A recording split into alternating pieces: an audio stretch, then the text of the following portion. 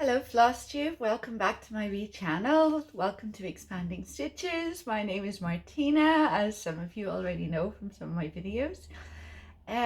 This is a channel about cross stitch, a little bit of quilting, and sharing some of my vintage treasures that I've picked up along the way.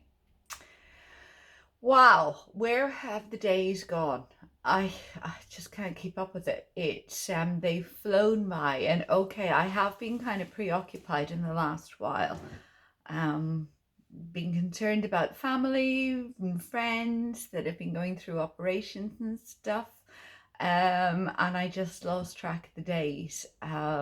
Just keep in contact with them. So good news is, the family member I might have mentioned before went through a 6-hour operation and all good. The surgeons were delighted, and that person, I'm not allowed to mention any names, we're giving the information. So that person is at home now and recovering and gaining strength and has all my love. So I'm delighted.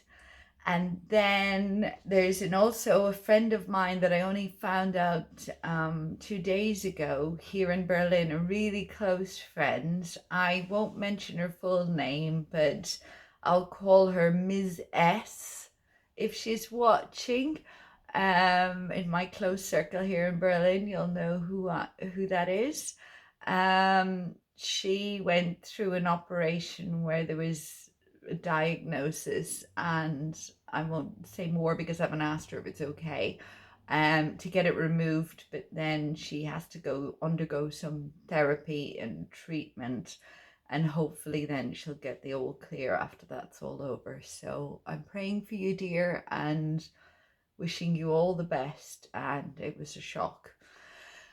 And another friend, I was delighted for, Tracy, who's in the UK. Yay, she posted that she had just done a checkup and she's in the all clear again after a cancer treatment, and I am delighted for her. So big hug.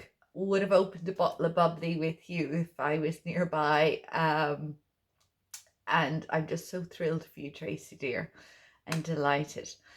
So yeah, right, now I'll have to keep looking at my notes. As usual, I'll babble. Oh, by the way, the camera is set on a warm setting because I'm filming in the afternoon and the sun is beaming in with daylight, but I look completely washed out.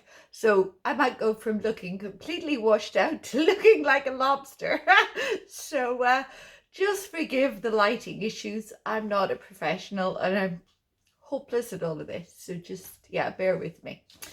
So where are we now? Right, whips. Okay, yes, I've done lots and lots and lots and lots of little bits, and some designing as well. God, why does it when I start laughing I start crying? Do some of you do that as well? Do you immediately start laughing and then crying? I'll end up, I don't even know if this mascara is that I stuck on is waterproof, but you will find out. I mean, keeping it real. Did a little bit of work on Santa's Greatest Gift. If you haven't seen it, it's a big one, but that's only because I threw it on a monster frame that I made myself. Well, the sidebars I bought, but the frame I drilled in dowels and added handles and whatever. If you want to see Santa's Greatest Gift in detail, go to video 1. Excuse me. And that's what the chart looks like in my Etsy store, which is Expanding Stitches on Etsy. And if you don't want the nurse, and I've just dropped down my piece, you've also got the option of the prim lady. But go back to video 1 and I talk about it in far more detail. So I did a little bit more work on Santa's Greatest Gift because I want to have it finished by July. And forgive the nails are in the state because I haven't got to the nail salon, and me and nail varnish is absolutely desperate. I can't stay within the lines to save my life, but I've managed, I'm trying to see here now through the fabric, I've got more of the tree done. So I've stitched up along here, so then I'll put in a couple more stitches. So there's really just the tree, a little bit of grass along the side. I'm still debating switching this out from the back stitch to the cross stitch option of health. which is larger. I'm thinking I might do that because it's so pretty and it would show up. But if you haven't seen it, this was my very first design that was designed, I think, at Christmas. Yeah, I'm always late to the roll of the things, and I've grass and everything to fill in here. But I do love the little children, and I'm trying to kind of incorporate as many as possible. So I did a little bit of work on that. Go back to video 1, or maybe you can see, tilted up a little bit. I'm looking through the fabric. There you go. Go back to video 1, and then there's the snowflakes to put in here, and that's pretty much once the tree's down a bit of grass and filling in, it'll be sorted. So I did throw in some stitches. It sits down on my floor frame downstairs in the living room, and the poor dear was looking a bit neglected, so I popped in a couple of stitches on that, which is lovely. Oh God, look, I'm moving around the place. I'm sitting on a chair, my office chair, propped up with an overturned bin to keep my legs steady, because if not, I'll be wobbling all over the place, and I'm still probably wobbling all over the place. But anyway, so that's Santa's greatest gift. And yeah, and if you purchase it now, a lot of people have favorited it on my Etsy store, but if you purchase it now, you'll easily get it stitched by Christmas. Loads of time. I'm stitching that one on 40 count. But you could stitch it on any size. There's only cross stitch and back stitch, no beads, no specialty stitches, and some of fancy floss, if you like the fancy floss, Weeks Dye Works, Classic Color Works, etc. But there's also the DMC conversion, so you can stitch it in that as well. So yeah, I've put in lots of information in the pattern. So if you grab it now, you can have it stitched by Christmas, and it is a beautiful piece, I think. Whether you go the nurse or you go the prim lady, I think it'll look really cute. And you could even go higher count if you wanted, or go lower count. Just calculate out the stitches. And a useful fabric calculator is the one by Yarn Tree or Yarn Lane in the States, where you put in, it's online, you can put in the number of stitches, and whether you're doing 2/2 or 1/2 or even 1/1, you can count, which is the number of threads per stitch. You can calculate out, and then it allows you to have a margin for finishing if you want to frame it. People say that 3 inches is really good. If you're a beginner, I would definitely go with that, because it gives you the peace of mind to kind of know you're going to have enough fabric, which is always good. And if you put it into that, and then it'll spit out the different sizes of fabric you can need. It's quite a big chart, but so you might need to buy meterage rather than buy the pre-cuts, but there are enough suppliers, and I am hopefully going to be a supplier as well. I've just contacted Zweigart and managed to set up an account with them, so I'm hoping I'll be able to be a distributor for their wonderful fabrics, and possibly overdye, do a little bit of overdyeing myself, and have that, because I'm going to buy their get their fabrics by the bolt, and I'm so excited and delighted. It's mainly because I really wanted to have the larger quantities. I'm a fabric hoarder, and any of my friends that know it from quilting, I mean, it's bad enough that I've got a converted single bed down in my living room that's I turned into a day bed that I've still got to reupholster partly, just to store bolts of quilting fabric underneath it, because it's one of the ones that kips up and you can put stuff in it. And yeah, so a fabric hoarder I definitely am. So anyway, I'm talking 60 to the dozen. So that was whip 1. And I have a new start, and I'm delighted with this. So I have started, where's the piece of fabric to put it behind it? Yes, I bought this, gosh, when did I buy this? I think I bought this at the end of 2018, and oops, when was it released? Let me just see. It was released in 2014. I can't show the chart, but I've just started stitching, and I started this, I suppose it's just over 2 weeks ago, not long after the last video, video 6. And I know I'm late on the videos, but as I said, there's been a lot going on, a lot of thinking, a lot of caring, a lot of communicating with friends and family, and hay fever as well. I wanted a week ago, I'm babbling now. I wanted a week ago to film a video, and the trees decided to blossom even more. So unless you wanted to see a lady that sniffles into a tissue or a handkerchief every 2 seconds with a Rudolph nose, because it was rubbed raw, and a croaky old voice, I didn't think that would be the most entertaining or enjoyable video, so I decided to postpone. And thank you to all the lovely people that mentioned sympathies on the hay fever scenario. It's May, so by the end of May, generally over here, the tree pollen, hazelnut and birch that I react to will be out in full bloom, and you can see them. They're beautiful lime green in the tree behind my apartment, and the buds are all out now, so I'm really hoping that's going to calm down, which will be wonderful. But this is my new whip that new start, and it's Spell of the Moon by Blackbird Designs, of course. And it's deceptive. You'd think it's that tiny, but actually it's a little bit bigger than that. So I started this on a piece of, would you look at the thread? There you go. A piece of Zweigart linen. It's 32 count, this one. Which way up am I? Take a look. Oh, that's the, I got this the right way up. Hang on a second. Ah, yeah, it's that way. There you go. I started it on a piece of 32 count linen that I coffee tea dyed, and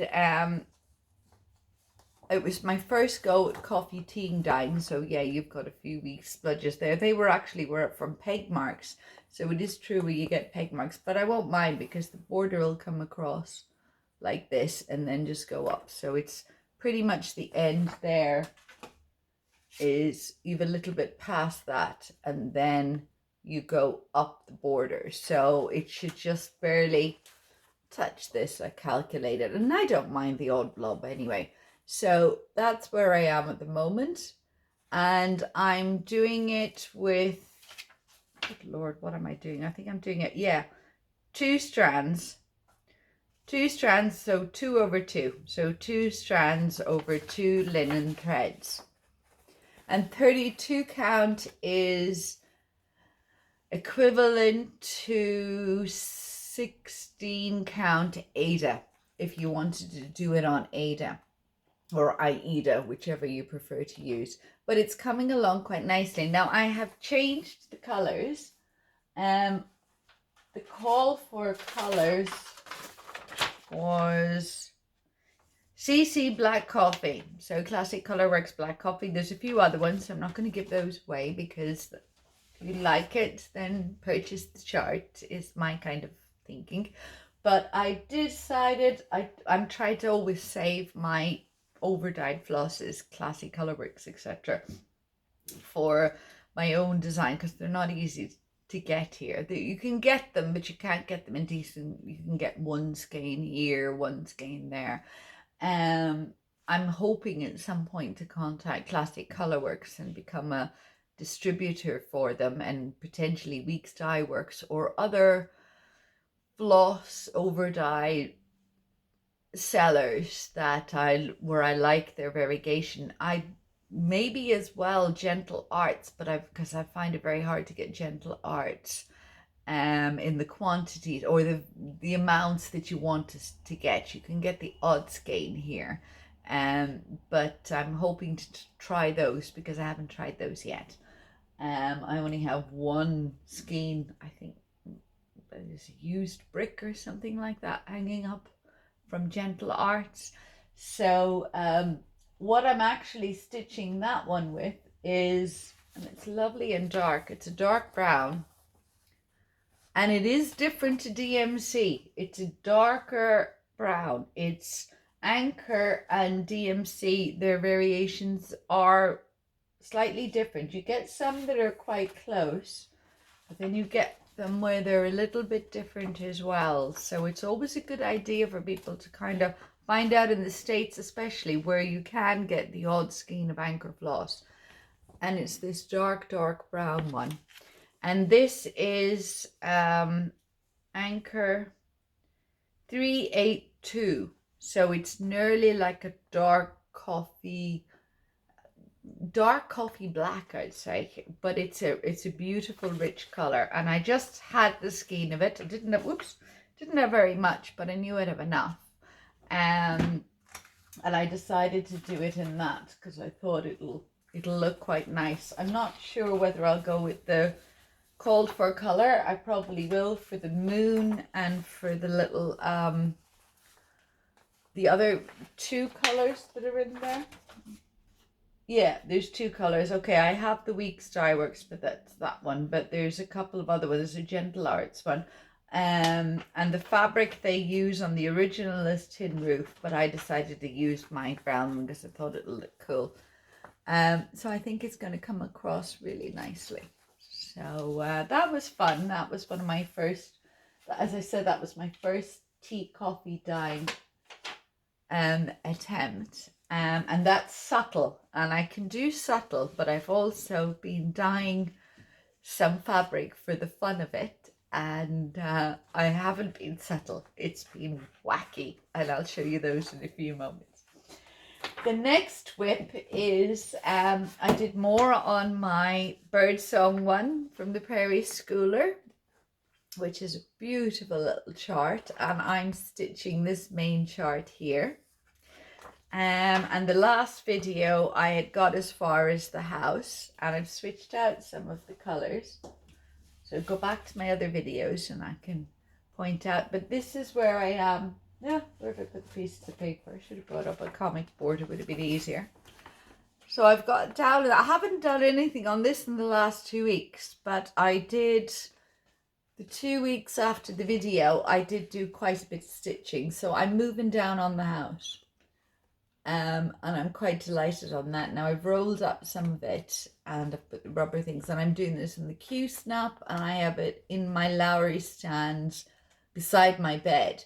So if I get a night that I'm tired or I can't sleep, then I tend to just swing over the, I mean, so much for romance. It's like some women would have roses and chocolates and, you know, well, okay, roses and chocolates. Yes, my design, that wasn't planned. But they would have like it all looking really romantic in their bedroom. And my bedroom has a Larry stand in the corner with a cross-stitch piece on it that I swing over. But, you know, stitching was romance for me. And some of my friends are rather romantic that they gift me stitching goodies and samplers, wink wink.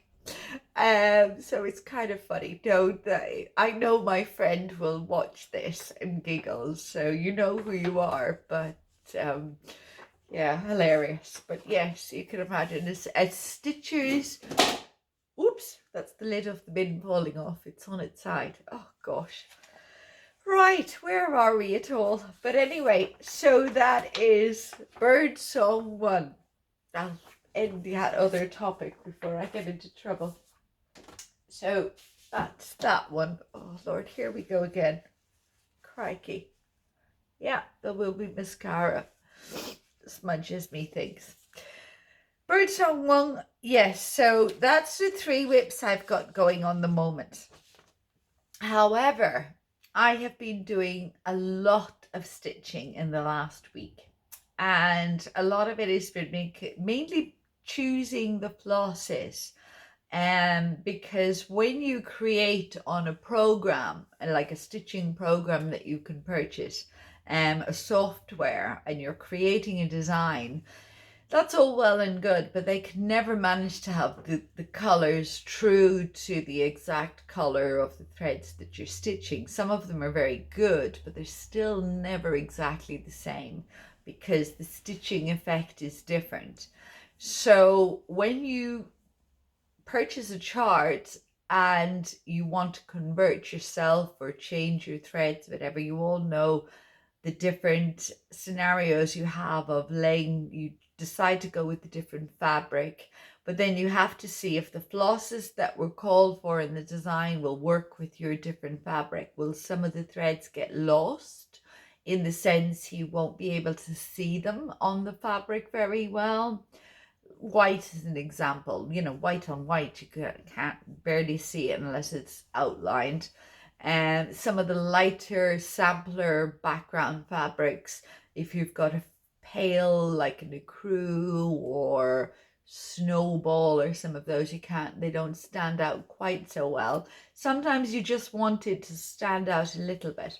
So I designed this pattern, and it's for my American friends. I have family in the States. I come from the Rooney family, is a big extended family of amazing people. And some of our family moved to America, like lots of Irish did. And I've got a whole extended family over there, including the Bradys. Not the Brady bunch, but there's Bradys and there's Kellys and there's lots of others. And I haven't been over there to visit them yet, but some of them have come home to Northern Ireland, and I flew over and met up with some of them. Katie, for example, and Sean. Hi, my love and hugs to you. And I'm friends with distant cousins and cousins second removed, and oh gosh, who knows? I mean, all the third cousins, fourth cousins interrelate. For me, I just keep it simple. We're related cousins and family. So I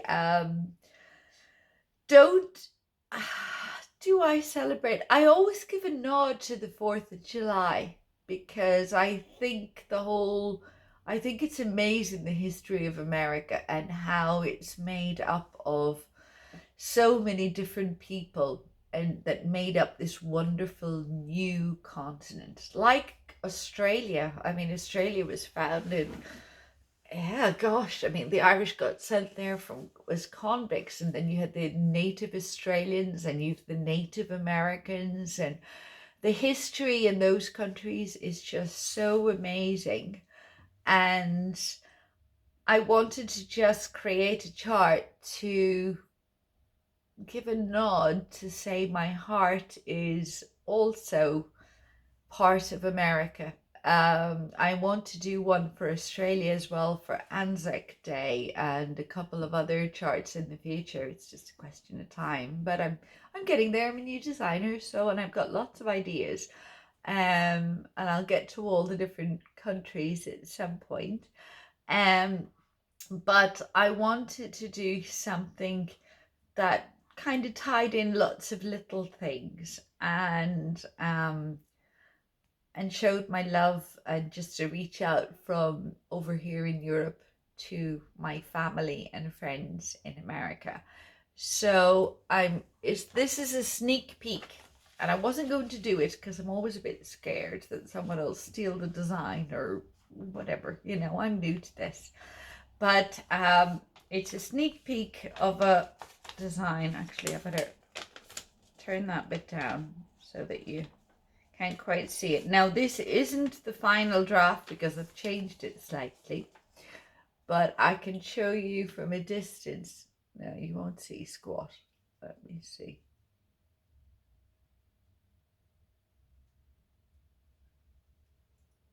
Okay, maybe there's kind of good. So you've got a house, you've got an eagle, you've got the American flag, got a few more little bits and pieces here, and you've got more of the little pieces there. So maybe I'll just give a quick flash. So this is me stitching it. Okay, forgive my silliness, but this is me stitching it at the moment. And I can honestly tell you that that eagle has taken me 8 hours designing, because I don't copy anyone. I get an idea in my head and then I look up photographs and I put stuff together. And I actually got to meet in Vancouver a bald eagle, and it was when I was with my ex-husband, and we went to Vancouver and Vancouver Island, and there was a sanctuary there where we did a day course, I suppose, on bird falconry. I must look up the name for it, really. I should link it up, but it was beautiful. And we did fishing. I love fishing. Well, boat trawling fishing. And we learned how to do falconry for the day. So you had the massive gloves and you had the hawk calling to you. And we did that for a whole day. And they had an aviary and a bird sanctuary on Vancouver Island. And it was off the beaten track to go there, actually, a little bit for us, because it was, miles away from where our base was, and we weren't even sure whether we'd be able to get back the same day or just have to find accommodation nearby. But I had found it, because when I travel, I always try to research what's really interesting in the area that I like, and rather than the touristy stuff, I try to find, I'll hit the touristy stuff, but on the internet, and then I'll try to find other stuff that's smaller businesses, stuff you can support, rather than the bigger corporate type things. And we went to this, that's a note, actually, I should look it up. Note, Vancouver, sorry a second, Vancouver Island, the bird falconry link. I'll see if I can link up where it was. And so, and in there they had owls and hawks and bald eagles and other kinds of birds of prey. And I do love birds of prey as much as I love all the little songbirds and everything else. There is something so majestic when you driving along the road here, if I'm going to work or, different clients, etc., for my day job. So often you'll see a bird of prey sitting on a perch or on a branch, even just off the Autobahn, and just seeing them. And then if they fly off, their beautiful wingspan, and I think birds of prey are beautiful. But I do love all the little songbirds and everything else as well. Fabulous. So so when I was designing the little eagle, I don't look up other patterns or designers online. I try to just create out of my head. I don't want to be influenced by other designers.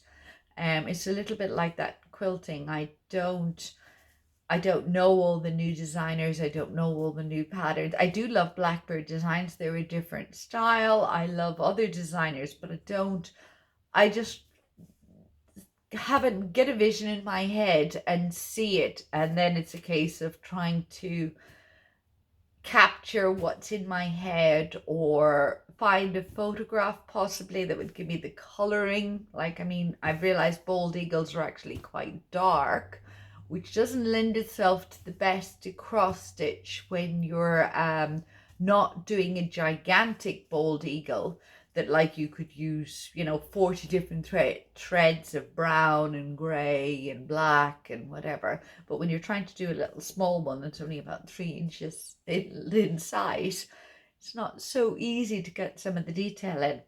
So I literally spent 7 hours on the software program sketching out and drawing with the mouse, click, click, and you're working little squares, by the way.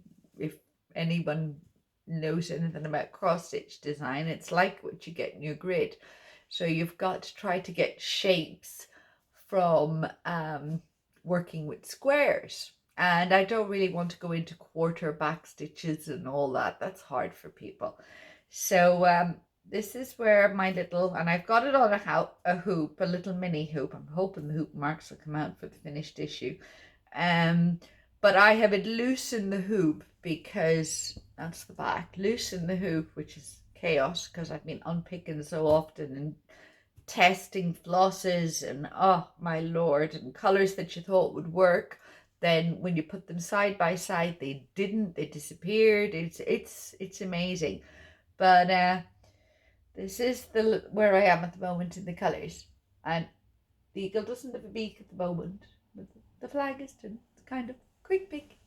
So yeah, so I'm hoping to release this month so that you'll have time to stitch it up for July, or you might make the 4th of July. If you're a quick stitcher, you can. I'm stitching that one on 36 count, and it's an R&R fabric. If you like the look of it, but any kind of a pale fabric will work. I think it's called Liberty Gathering Grey I've got. It's a very neutral. I was thinking of going with a jadey kind of a turquoisey green, kind of, let's just grab this bag here, kind of that color it would work on, you know, the paler version of that you can get from Swigart. But then I thought, no, the neutral is just safe, and then everyone can swap out and change the color. So that's my new design. So I've been doing a lot of stitching on that. Excuse me, treating myself to an Aperol Spritz, as they call it over here in German. Aperol is like Campari, but lighter. It's not quite so bitter. And it's just got mineral water in it and a tiny little dash of sect, so there's not much in it. But yes, it will be about a little bit over 6 inches when it on 36 count. So there's, yeah, and as I said, I'm testing out the different flosses. But if you are interested in capturing what I have at the moment, go and hunt out your stash of Dublin Bay. It's either Weeks Dye Works or Classic Colour, because I don't have the note with me. Hollyberry, Turkish Red, and the rest are DMC. So that's just a little nod up. So sneak peek, that's that done. Oh yes, and that is actually going to be part of that's the 2021 Patriotic Home. So it's going to be a series. So every year I'm going to release a Patriotic Home for the year. So that will be 2021. And it will have the lettering Patriotic Home in it, and 2021. And next year I'll have a new one. So it's a once a year, and then you can gather them up, and I'll tell you more about the idea behind it when I get it released. Oh, forgive me. Right, here we go. So the next thing. Yes, I suppose I should do this. I'd love to show you, because it's kind of whips and finishes and yeah, sneak peeks, etc. There's a lovely friend of mine, Jill Parkinson, and she is part of a small community, which was my original Expanding Stitches group on Facebook. And I know I keep promising, but I will tell you the whole story of that, but that'll take up half a video at one point. And she's a friend on there, and she actually won in I think it was in one of the giveaways I had. I know I emailed her the chart anyway, and she won a copy of my Red Roses and Chocolate. I think she won it. I'm trying to remember now off the top of my head. She either wanted or bought it, so either way she received it. Red Roses and Chocolate. And she decided to stitch it up as a cushion for her friend Ruby's wedding present. These are the notes that I've made here. And she posted in our little group, that's a private group for the small restricted people. There's another group that I have to build up and etc. that I captured the name for, and I'm going to do that in the next month or so. Tired. I'm like, not, you know, I'm gonna get, you know, expanding stitches octopus. I need about like another God knows how many arms and a couple of clothes to do stuff. But anyway, wait and I show you this. She stitched it up into a cushion, and it's for a wedding present. And now I only printed it out from the picture she sent me on Messenger. Sorry for looking down. And I just printed it up rather show it. But would you look at this? This was the cushion that she made. And she put in initials.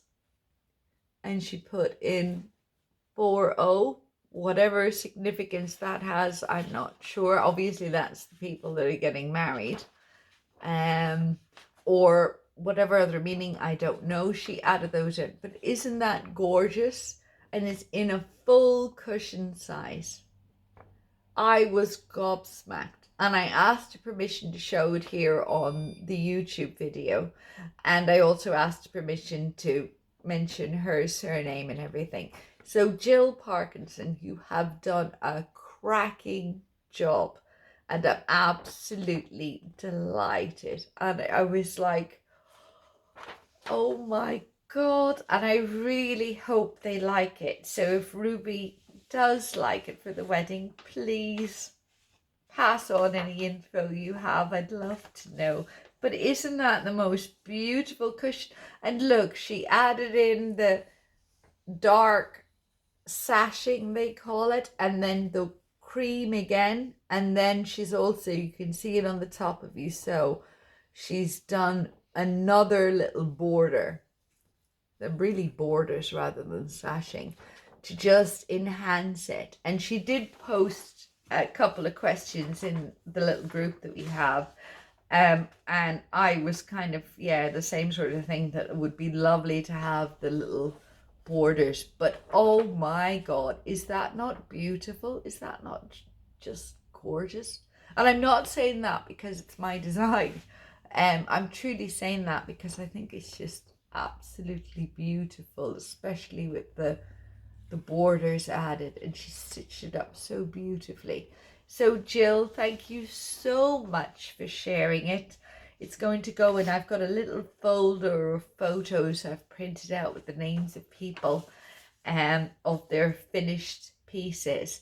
And Jan Hill, who I'll talk about in a little bit, posted on the group where she was so funny. She posted the backside of her stitching.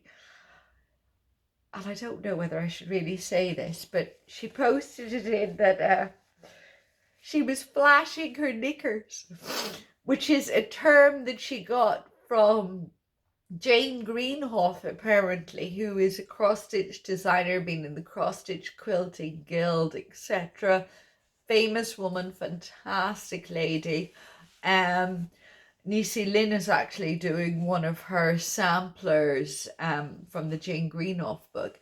And Jan pinched the quote and then posted up the back and the front. But she hasn't fully finished it yet, whether or not she's going to put it into a frame or make it into a cushion and stuff. And when she does, excuse me, I'll post and show you a picture of that. So that's Jen Parkinson. Right, plans. Well, okay, it's May and it's Mania. And I've always observed in Mania and never really taken part in starting, but I've decided, yes, I'm going to now. Not to the degree of a new start every day or anything like that, but I'm going to start a couple of things. And I was watching Emma X Stitching on YouTube, who I called out last week, and she got in contact with me and left a comment, and she's lovely, such a nice lady. I really would love to keep in contact with you, Emma, you're dote. And she was talking about HAED, and I was watching her video and I was like, oh wow. and I realized I have a couple of HAEDs that I purchased, and I thought, right, just do it. You won't get it done straight away. They're big, even the little minis are big, but just kit it up, start it, and get it going. So all I've managed to do at the moment is pull out the PDF and show you, and then the next thing is going to be kitting it up, which, since I bought extra flosses now, this will show. So the HAED that I'm planning, funnily enough, talking about telepathic, Liz and Deb from Country Stitchers on YouTube, who are, oh, I adore them. I mean, they called me out before, but I have been a faithful follower of them since the very beginning, to the point that when their last video came out this week, I think it was 2 o'clock in the morning, and I stayed up and watched it all for over an hour. But this particular chart, actually, they're giving away, and that was pure coincidence. I'm putting it down to karma and the way the world works, because this was the chart that I pulled out of one of my HAEDs. And this HAED, by the way, is a heaven and earth design. And the one I want to start stitching that I bought, the beginning of 2019, is the Quilts of Cape Cod. And that's what it looks like. I think that picture is pretty good. That's another picture of it that's a little bit bigger. A bit blurrier, but it's a little bit bigger. And I just think it's lovely. Like, you've the houses and you've got the quilts and the balloon and everything. I think it's really pretty. And obviously it's a heaven and earth design. The stitch count is 400 by 319. So you're talking, and then there's something like, if there's 35 pages in it, there's 95 different floss skeins. So that is big, but obviously you need it to get the contrast, and it's heaven and earth. It's a HAED. That's what you do. I haven't read through whether or not it's complete full coverage, but I'm kind of guessing it would be. I might do some of it in 10 stitch, and they recommended to stitch over 1 on 25 count Dublin linen. We'll see about that. I might be stitching 1 over 2 on a larger count. I'm thinking maybe 40 count or 36 count, or even maybe higher. I am definitely not stitching it on 25 count, but I think it's really cool. So this was a chart that I bought, Heaven and Earth, so I have to start kitting that up. So I just printed it out so that you could see the cover picture. So that is sort of the start for Mania. So I'm going to start kitting that up. I'll probably just get the fabric and then pull out a couple of colors and just start in one wee corner and start stitching, and then work from there. The next little one, oh yes, and as regards Country Stitchers, they have the actual pattern. That's what I meant about the coincidence. I was like, wow, they're actually doing a giveaway to their subscribers for this actual pattern, which was an amazing coincidence. I couldn't believe it.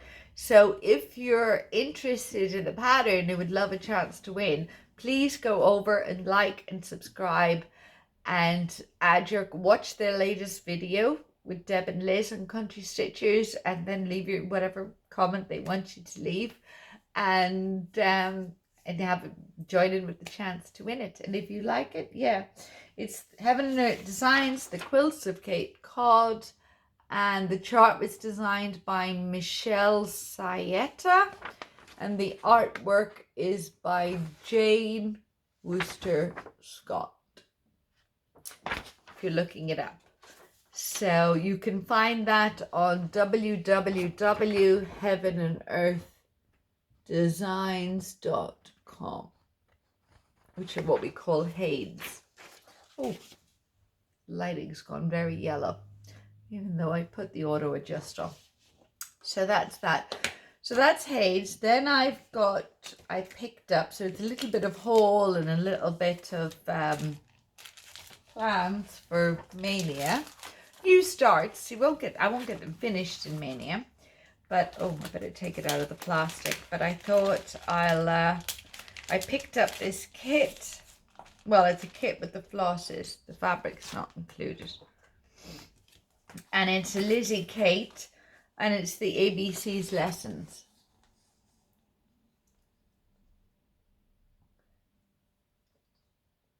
So it says, accept differences, be kind, count your blessings, dream, express, thanks, forgive, give freely.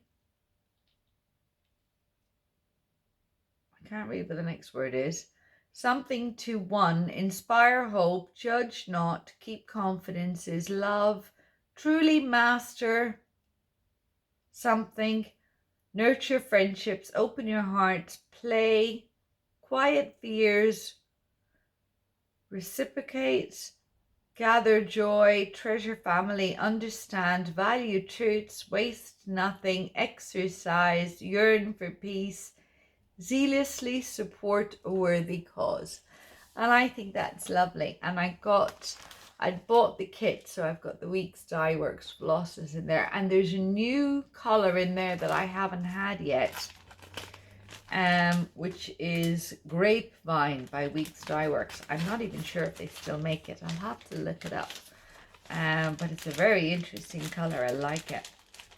So that is going to be one of my May Mania starts. And then Chaos over there. And then the other little one is just something, and I think I'll stitch that up really quickly. It's another Lizzie Kate Stitch Every Day. Oops, sorry about the plastic. It should show. A little stitch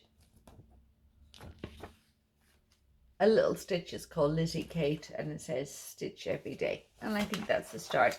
I have got a couple of little Halloween ones I want to start too. And a couple of bigger Halloween ones that I want to start too. So I'll have to hunt them out to show you. But in between, I've been doing, having a bit of fun, messing around, dyeing fabric, honestly. Oh yes, so I'm looking at my notes. Tips. Oh no, sorry. Katie Walker, I think your name was. If you're watching this, you were one of the winners on the lucky days. You didn't get back to me, so please send me a message on Instagram or send me an email so I can forward on your free PDF chart because you won the giveaway.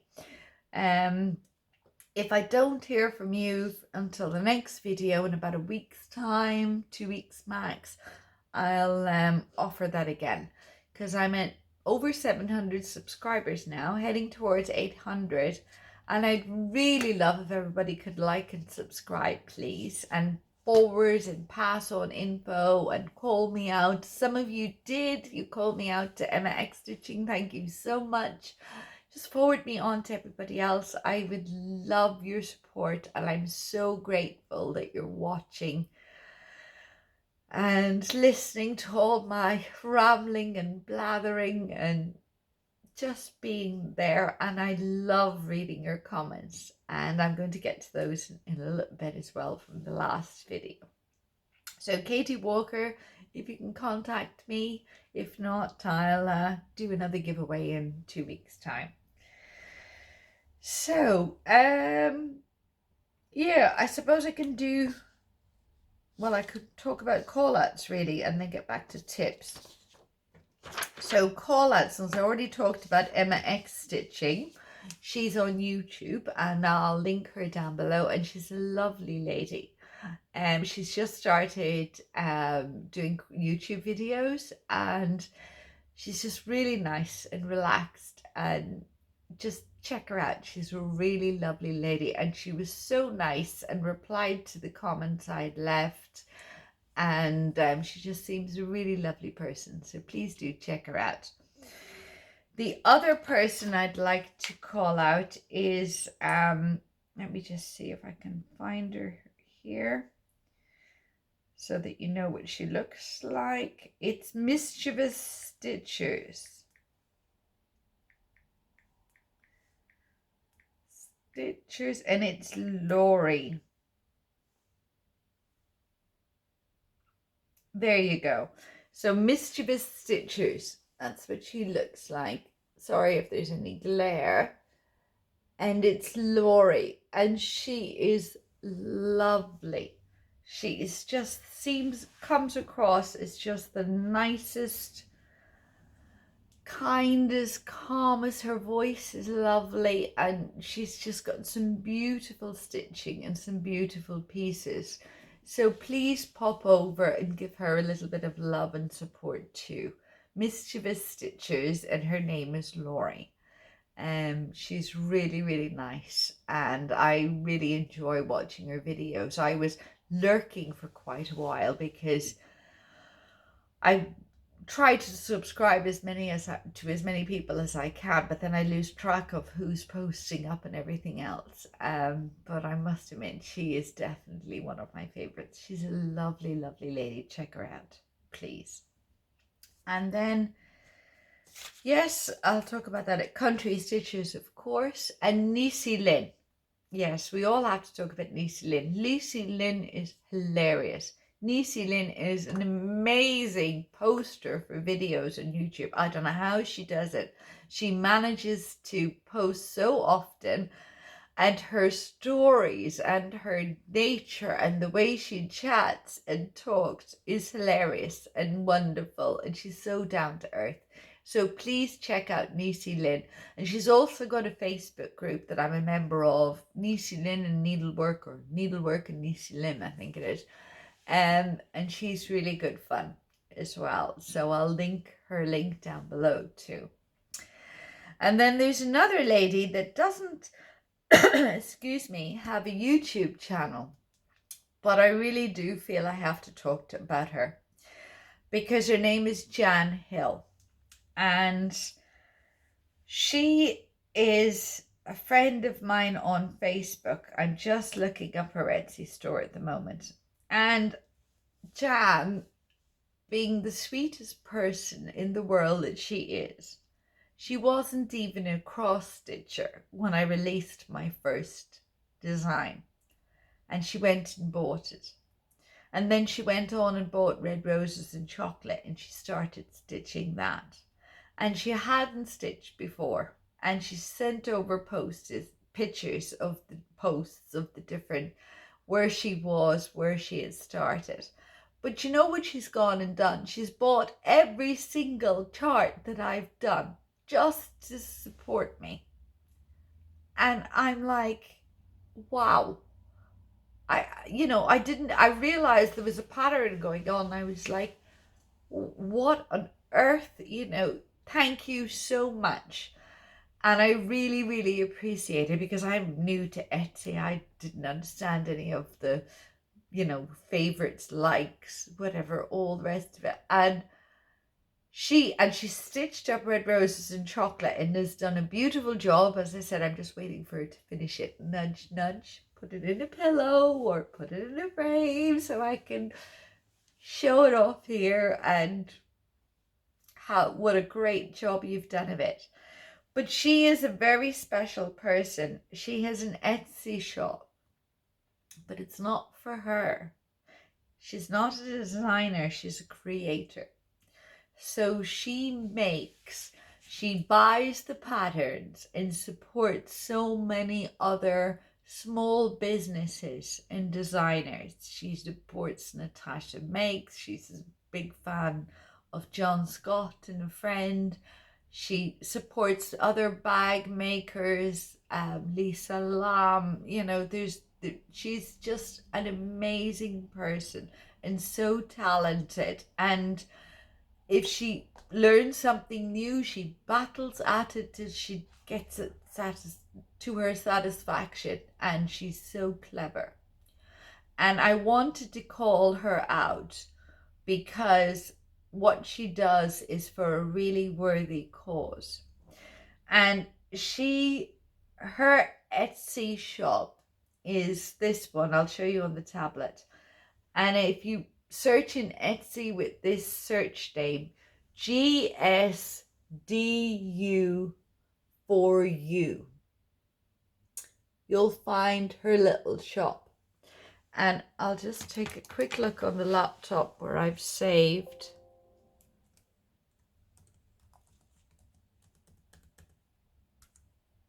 her about. So what she does is this Etsy, all the funds for her Etsy shop go to the Lancashire German Shepherd Rescue in the UK.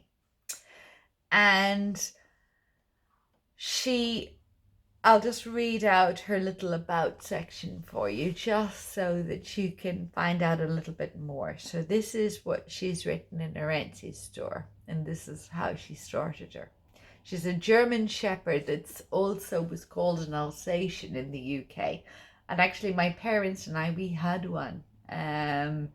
Cleo passed away from old age, and she was a rescue dog as well, not from Lancashire German Shepherd Rescue, but from Madra, which supports, which is the Gaelic word for dogs, and it's a fund in Ireland that in the west coast of Ireland that rescue animals, and we rescued Cleo, or we took Cleo from there. Cleo is from the name Bailio Cleo, which is the Gaelic name for Dublin, and we called her Cleo from that.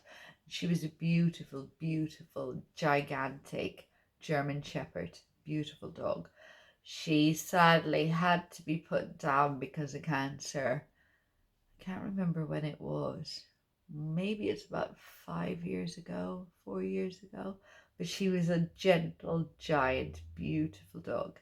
So when I realized that Jan actually did this, I was like, wow, the world is so small in the sense how we all connect without even knowing. So the more you find out, and the way connecting with you and finding out with you all the different stories and connections, it's wonderful, isn't it?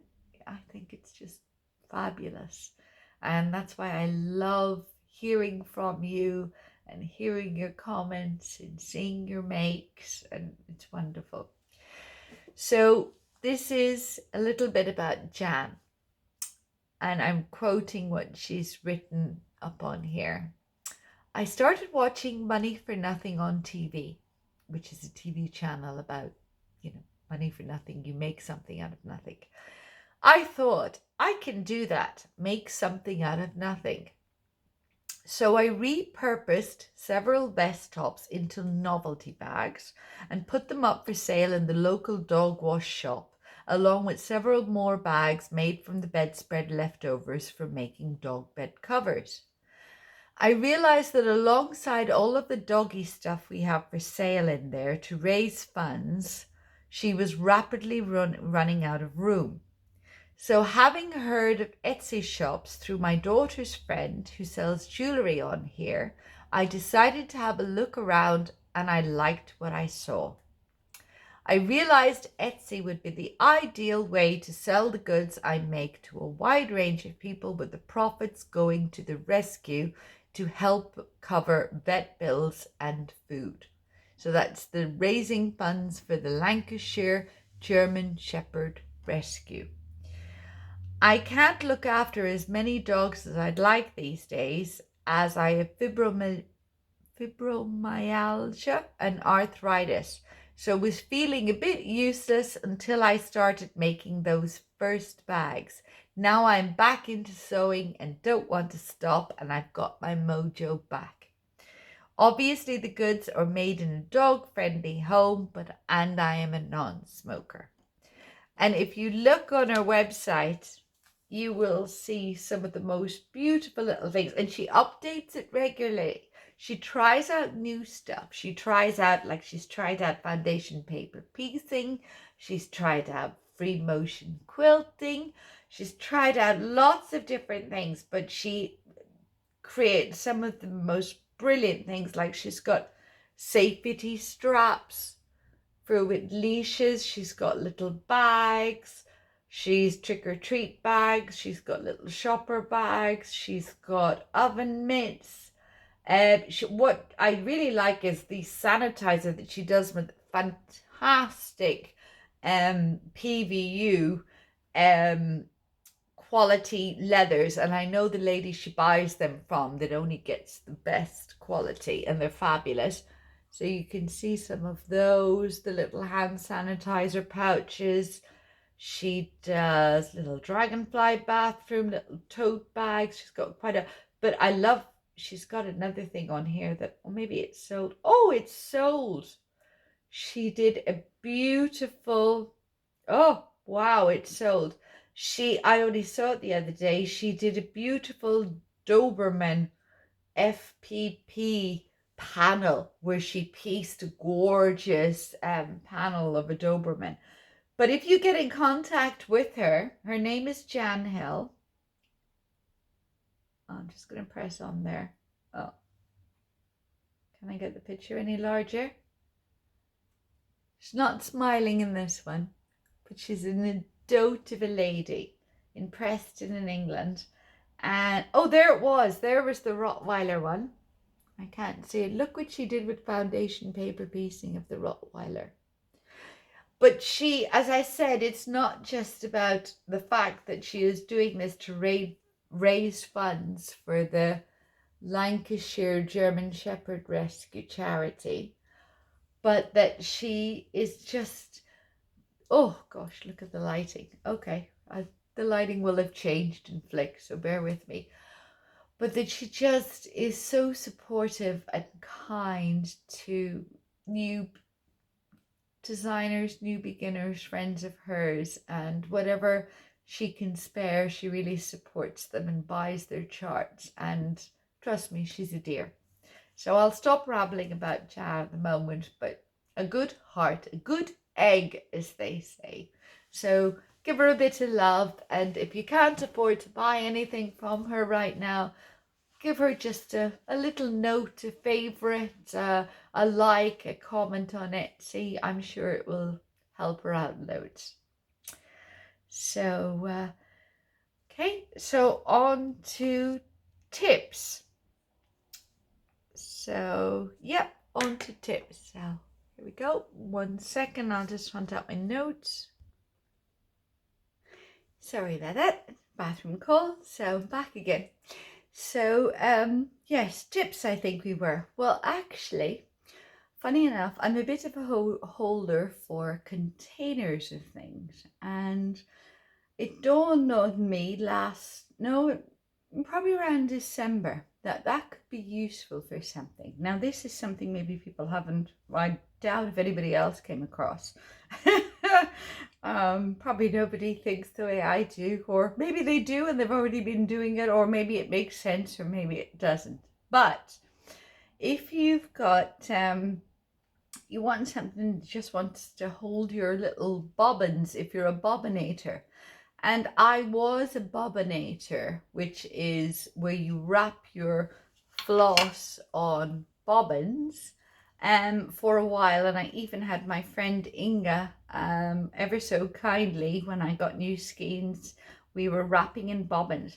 And I do bobbinate, but not as much. I nearly need someone that would just do the bobbinating for me, because I haven't got the time. But I have got skeins on bobbins, and I'll talk a little bit about that as well. A word of caution for when you're buying pre-bobbinated bobbins from eBay sellers, etc., or Facebook sellers. But I have some skeins on bobbins, so I tend to kind of delve into those to see if I got the real colour, and I compare it with a new skein that I've purchased and haven't opened to make sure it's the same colour. But I had, yeah, as ladies do when we're doing grooming sessions and pamper sessions, we have, you know, you get certain gadgets. Now, where is it? Yeah, right. So, not affiliated to this company in any way, but I tend to use, apart from, yeah, the exfoliating creams and all the rest of it and the epilators or whatever, but for emergencies I have the good old razor blade for grooming, and I tend to go with the men's ones because they're a little bit smaller rather than the ladies ones. And so Gillette Mac 3, for example, no affiliation as I said, but they come in the little holders. Now let's see if we can see. I probably should have left a razor blade in. Maybe that'll work better. So if you buy like a pack of 1, 2, 3, 4, 5, there's 5. And you've got your little Gillette holder, and there's even little slits in the back. So, you know, you swap over your blades and you've got them used. And for some reason, about over a year ago, I saw those when it was empty and I'd used up all the blades, and I thought, I wonder, and threw it in a box. I had an idea about what would I need it for, but I have a feeling I would need it for something. However, now what I've discovered is that now it wouldn't work for a HAED, because you could have, like, my HAED is 95 bobbins, but if you've got like a little ornament or something small, okay, let's pop that one in there. You could use it as a little bobbin holder, you see, on the side, or you could tilt them up that way if you wanted. There's a little bit more room. You could use them to hold your bobbins in. And if you had a couple of them, you could, you know, put them on your coffee table next to where you're stitching, and you can just, and they sit up and they're easy to pull out, the little bobbins. And you could even, if you wanted to, Velcro them onto something, because you could stick a bit of Velcro tape on the back, or you could even loop in a bit of ribbon and tie it onto a Lowry frame or something. You know, all you'd have to do is loop the ribbon in, out through those little loops. You know, you just weave it in. It might have to go over, but if you could fiddle around with it with a stiffer ribbon, you might be able to do that. You loop it around, but you could do something, or just glue it onto something, or just loop through 2 and attach it on, or just leave it as on the side. So I thought that was a kind of a little tip that I thought up. I don't think anyone else has thought it up, but it's a little organizer, and it's quite small, and it kind of keeps them together and stops them all falling around, and they definitely don't move around. And you could put them in a little travel bag or in your project bag, and you know, they don't even really fall out. Well, a little bit if you force them, but, or you could even put a little elastic band over the top and keep them in, you know, and then they definitely won't be falling out. So that is an off-the-wall tip, definitely different, but I thought I'd share that, keep them organized. Or even if you had them, if, you know, assuming you bought the same brand or similar, you could put them in a little drawer with a lot of them if you collected lots of them. I don't collect that many. But if you collected a few, you could put them in a little box, or you could put them in a little drawer, and then you can see. But the nice thing is, look at the way they stagger. You can see the colors and you could see the numbers. And that's my little tip of the day. So don't know if it'll be useful, but yeah, the way my mind thinks. And you can kind of even get a squish in too. See, I just shoved that one into the same slot and shovel in. You might be able to even shuffle. Okay, that's a big fat one. But yeah, look, you could even get more than 2 into each little gap and just stagger it. So just recycling, reusing, because of the plastics that we're trying to save the oceans. I'm a massive scuba diver fan, love scuba diving, and my relaxation places are always warm, tropical, generally Pacific waters that I haven't got to in quite a while. So I'm always thinking of kind of the ocean as much as I can, and how to recycle stuff that we don't have as much disposable waste in that sense. So yeah, just a little tip. So that's my little tip so far. Okay, I've done Mania, but there will be more Manias planned. I'd love to be able to do a video once a week. I can't guarantee it, but I'll try. If not, it'll be once every 2 weeks. I was late on this one, but it was quite chaotic the last while and getting stuff sorted, and so I am going to try to be a bit better. And I know I keep saying this, but I will. I know people, but I'd rather do a video that is meaningful to me to share with you, rather than just churn out videos willy-nilly. It's not the same with my designs. I can't release a design unless I'm absolutely passionate about it. It's not the designer in me, the quilter, the long arm in me, the creator in me. I could, churn out designs willy-nilly, but you've got to love and be proud of what you do. So it's, for me, it's about quality and not quantity. So that's why I'm a little bit slower.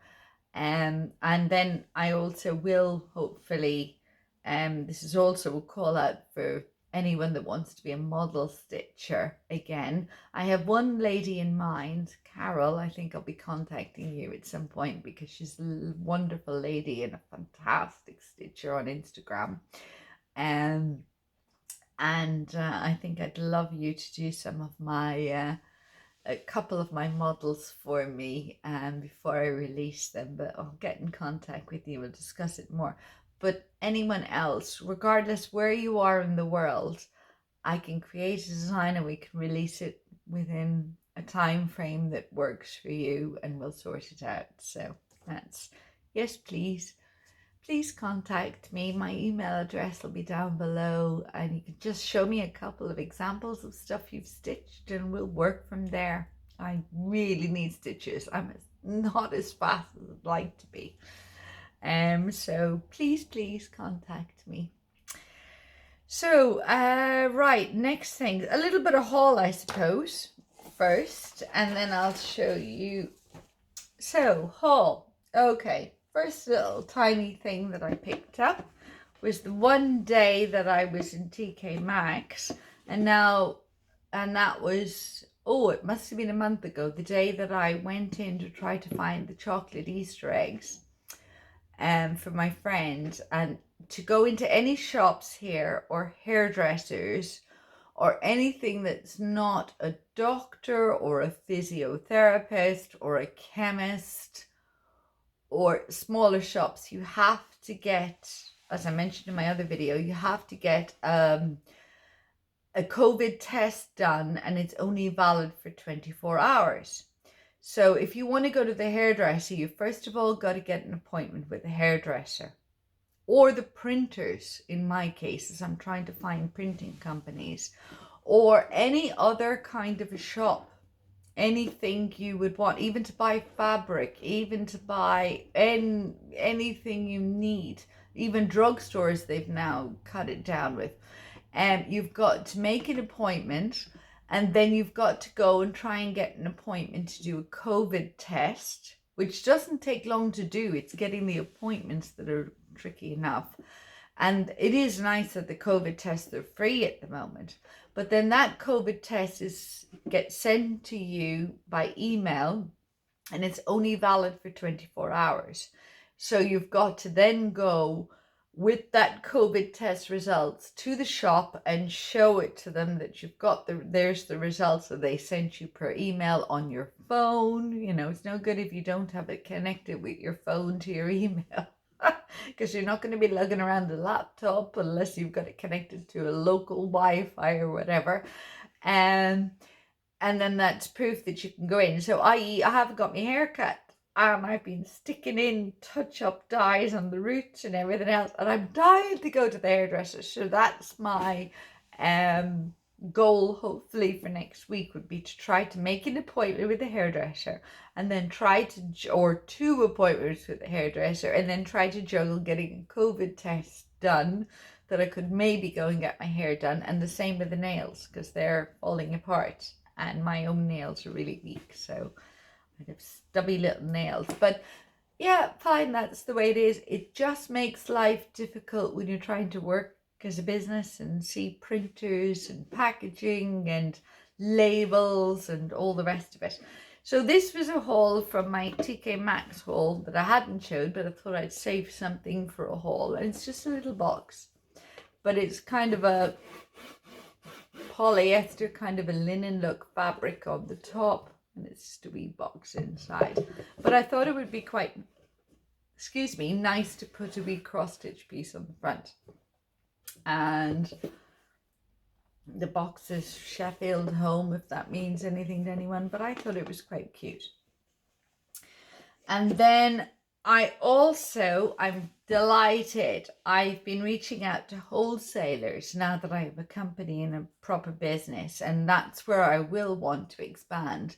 I want to create kits for my fabric, or kits for my designs with the threads and the flosses and the fabric in the future. It might take another little while. It might be autumn until I'm fully up and running, but because it's a one-woman operation, apart from her day job, so it's not the fastest.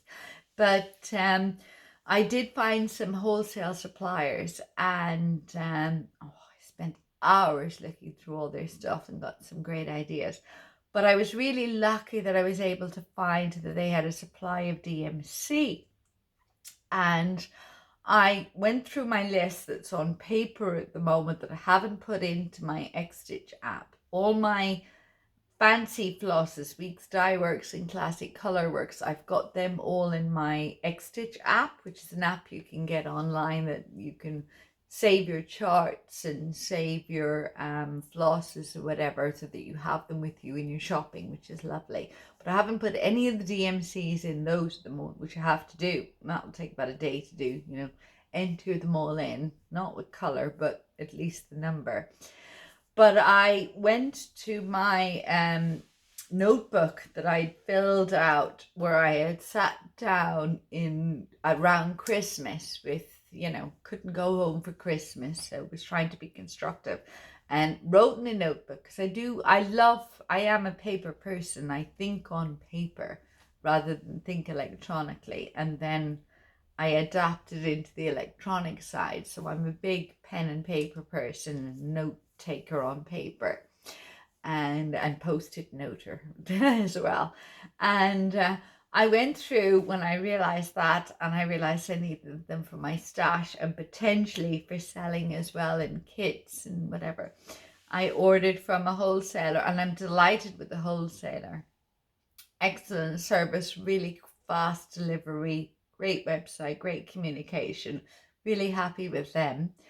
And I ordered a load of the DMCs that I didn't have. Now, I don't think I've got the full collection yet. Thinking about it,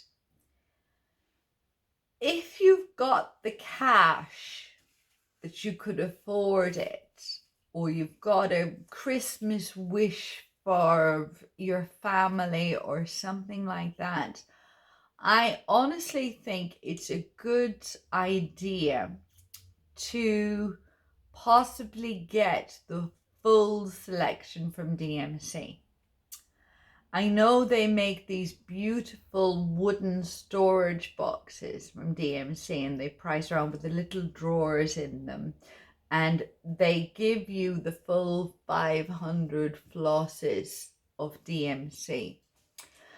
And initially, when I first started cross stitching, I thought, oh, I can't afford that. It seemed so expensive. I'll just buy them as I go along. But actually, when you add up and you're buying as you're going along, if you'd like to be always able, now that's fine. Buy what your budget can afford. If you can only afford 10 flosses at a time, that's perfect. That's kind of what I did. I only bought bits and pieces as I was going along.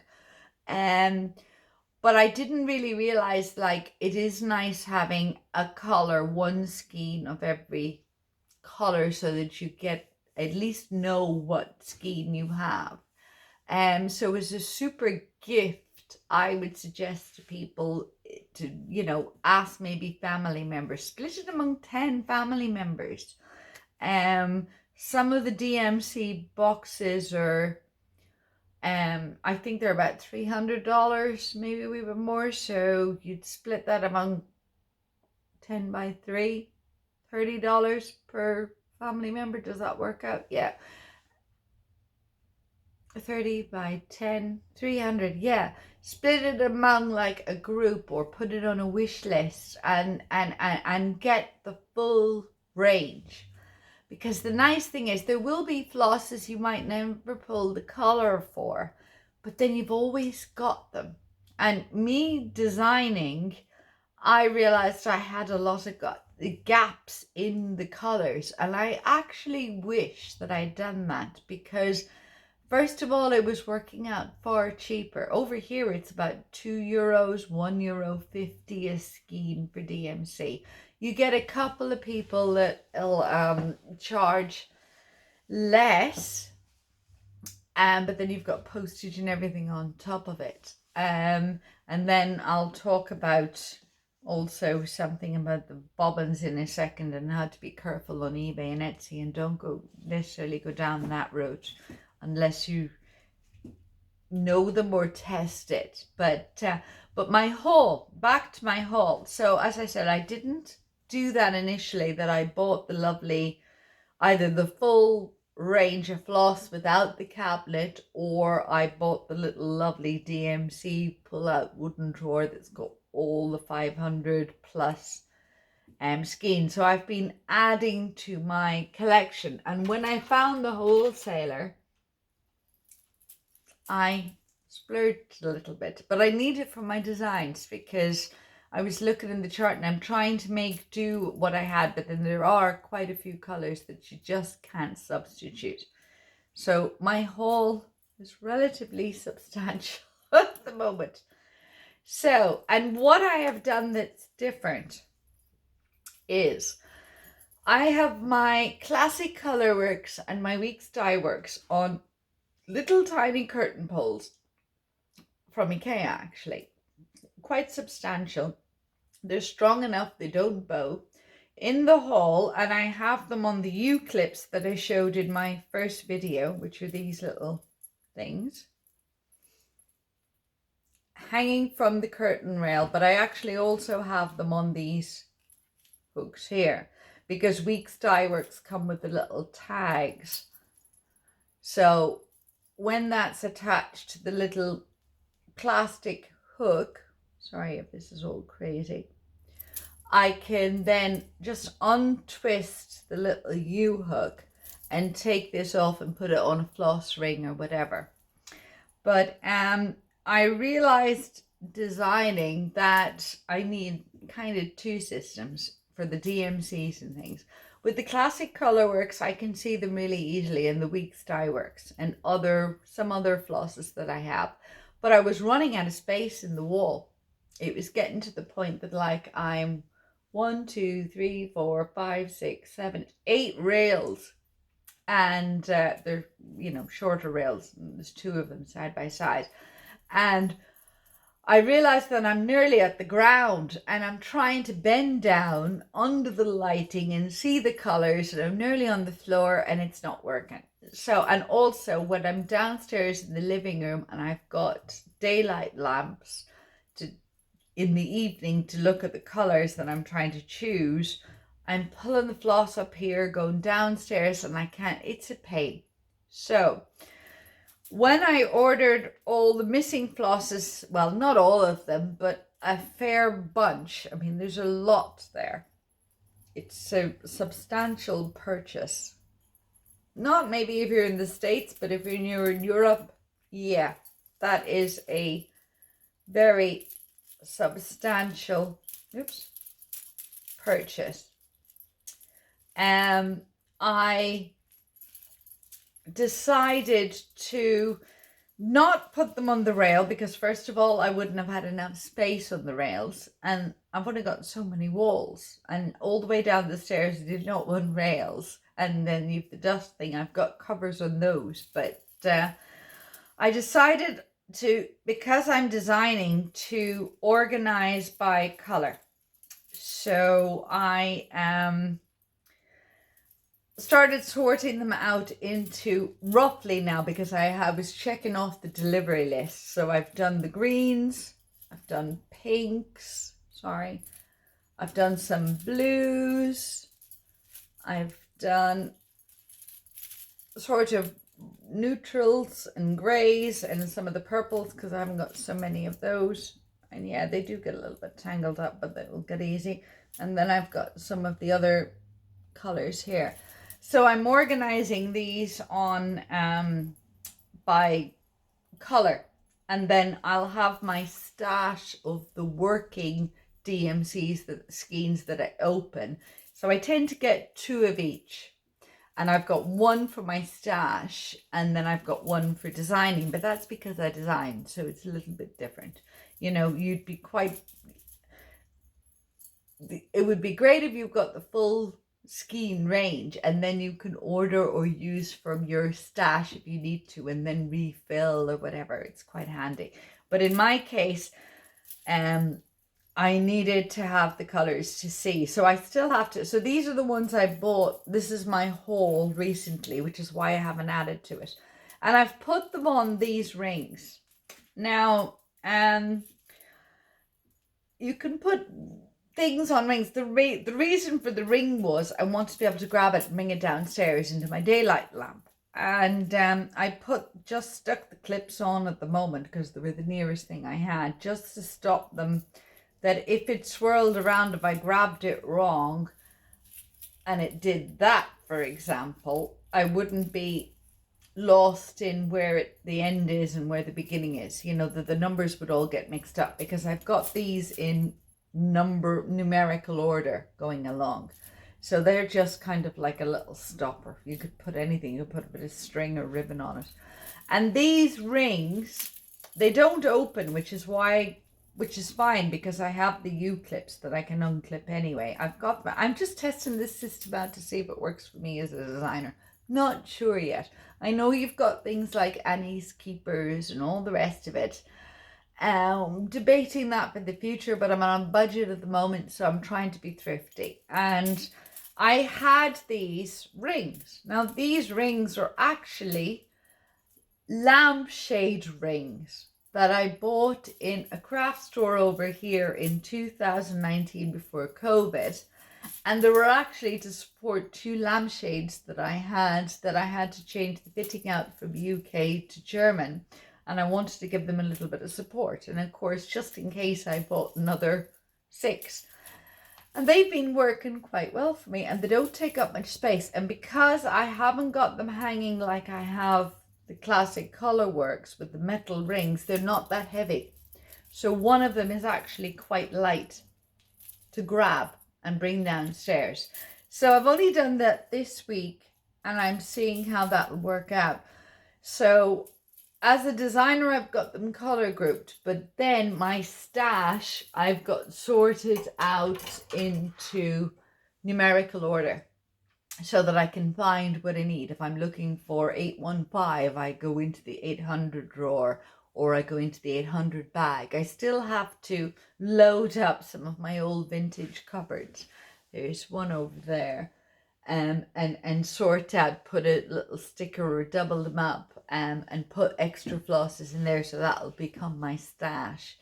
But But for designing, I realized, yeah, I need to start putting the colors together, because I was looking on the DMC chart, and the cupboard I'd bought with the drawers in it, where I was going to lay them all out, a drawer per number, the hundreds in one drawer, the 200s in another. But when you're designing and you're looking for a certain shade of blue, and you're going by the DMC card catalogue, well, you have a blue here in the hundreds, you have a, hypothetically, I'd have to look, but say there's a blue in the hundreds, there's another blue somewhere else, there's another blue, and as they add numbers, it's very hard to see. You're pulling them all out, then you've got to put them all back. And then I thought, no, just for the designing and picking the color I want, I'm going to have a set of rings that's got all the DMCs on them, with the browns together, the blues together, the greens together, the neutrals kind of, and grays and purples together. That's what I'm doing. So I want to see how that works, and so far that's been working really well. But as I said, this was just my haul. I haven't added to it. Now, I don't know if the rings are going to work. I'll get back to you before you all go jumping and buying these. You could, they're big, they're cheap. I think even on Amazon, some of them are selling them as macrame rings. They don't open, there's no split in them, so you kind of need something that would hang. You could do what I did, where you've got the clip and you hang them down that way, and you just hang them from that. Or hang your floss card on it. But I quite like the little U-clips, even though they do catch a little bit on the other threads. But and there's an annie's keeper system and different types of systems out there, or your floss away bags or whatever. Every system works. But me trying to design that was just excuse me, that's just an idea I came up that seems to be working quite well for me, because I can move them around the ring, and I can separate the 6 strands to see if the one strand will work on a 40 count. Because sometimes it won't show up and sometimes it will, and then I can pull out a wee bit and, or go into my stash to the working skeins and pull out the color and give it a test go. So that's haul. Then my last other little bit of haul was I bought from one of the wholesalers, but I was just doing a test purchase really. But they're quite nice and they're quite handy, and you can find them on Amazon, whatever. But I got these tiny little, and as I said, excuse the nails, tiny little cupboard buttons that you can put fabric on, and then you pop in the base. The base is like a little button peg. They're really small, and I thought they were quite cool, so I want to try those. So I could put a little bit of fabric on them, and then that matched your piece, and then seal it in. And then I also picked up, and this wasn't from the supplier, this was the day from TK Maxx, and I fell in love with these because, and honestly I bought them and I wasn't even sure what I wanted them for, but I know that I've done this with other things. If you can see over there, scoot over, the sewing basket, you can't see it face on, but there's 2 little knobs here, and they're actually drawer knobs, daples, because one knob was cracked in half and the other one was like woodwormed, so I had to woodworm treatment that little piece, and I swapped them over with little ceramic drawer pull knobs. And when I was in TK Maxx, I saw these and I was thinking, no, I don't need them. What do I need them for? I haven't got a project in mind. But I honestly couldn't resist them, because I think these are beautiful. I mean, if there'd been more, I probably would have bought all the packs they had and swapped them out in furniture. But they only had one. And they're little drawer pulls. And it says, instant furniture update set of 4 drawer pulls, handmade in India. They're little mother of pearl, and look, you can see.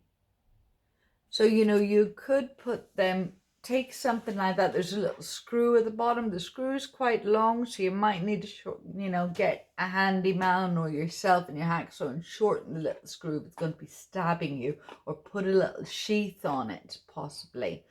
But But you could put it on something like, you know, this. Imagine this isn't a vintage little case. Imagine it's just a wee basket and you make a little cardboard top and it's flat, and then you could just screw in the little handle pull on the top. Wouldn't that look pretty?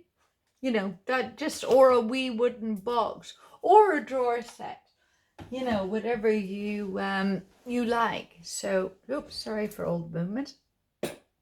That was haul. So yeah, so that's that little bit. Oh yeah, fabric. Okay, so haul, DMC plugin, Dorams. Yes, good. Oh yes, actually, before I will forget, going back to this. Sorry about me jumping around a little bit. Bobbins. Be very, very careful when you see on Facebook or on eBay sellers telling you that they are destashing, destashing and selling off their DMC flosses. Because I made the mistake of doing that a couple of years ago. And for example, I bought, now I wrote this on this one, but yeah, I bought, and even a lady, where was it, that had used the DMC bobbins. Now I haven't got it there. She had bought the DMC empty bobbins and written the number on them, you know, so you're kind of thinking, oh, she bought them for her DMC. Sometimes you see a bobbin where you've got DMC written on here, and then you write in the number rather than the generic ones. Now these particular ones, like, I know I wrote that myself. I bought the DMC stickers, but like everyone else says, they all fall off and you end up sticking them on with stickers with the number. Unfortunately, their glue isn't so I end up just writing them on with a very fine Sharpie equivalent. I know when it's my own writing whether or not I've actually taken it off the skein and put it on myself, or it's Inga's writing that ever so kindly helped me do that initially. But for example, this one I bought and I wrote the DMC on the bottom, and a lady was selling that on, she was destashing before I, you know, even thought of setting up the business or designing. She was destashing her stash either on Facebook or on eBay, and I can't remember. And I bought and bid and bought the wee box, you know, it was an old falling apart little box, the bobbins with all the DMCs in it, and thought, wonderful, great start to my DMC collection. And I did that about 3 times when I first started out, because I figured even if it's not a full skein on a bobbin, at least I've got the colors. And isn't that great, because I can see what the colors are. Word of caution. Since then, I've bought proper skeins of DMC from proper suppliers. Honestly, if it's too good to be true, it likely is. I've bought them from proper shops and got them delivered and packaged separately and all the rest of it. And I bought the skeins and everything else. And I also bought, for example, the DMC color card. And it's got the floss, the actual floss wrapped around it, not the printed version. And I did the same for Anchor. And I've got a load of other DMC ones, one for Callouts, one for Lynn, a couple of old vintage ones too.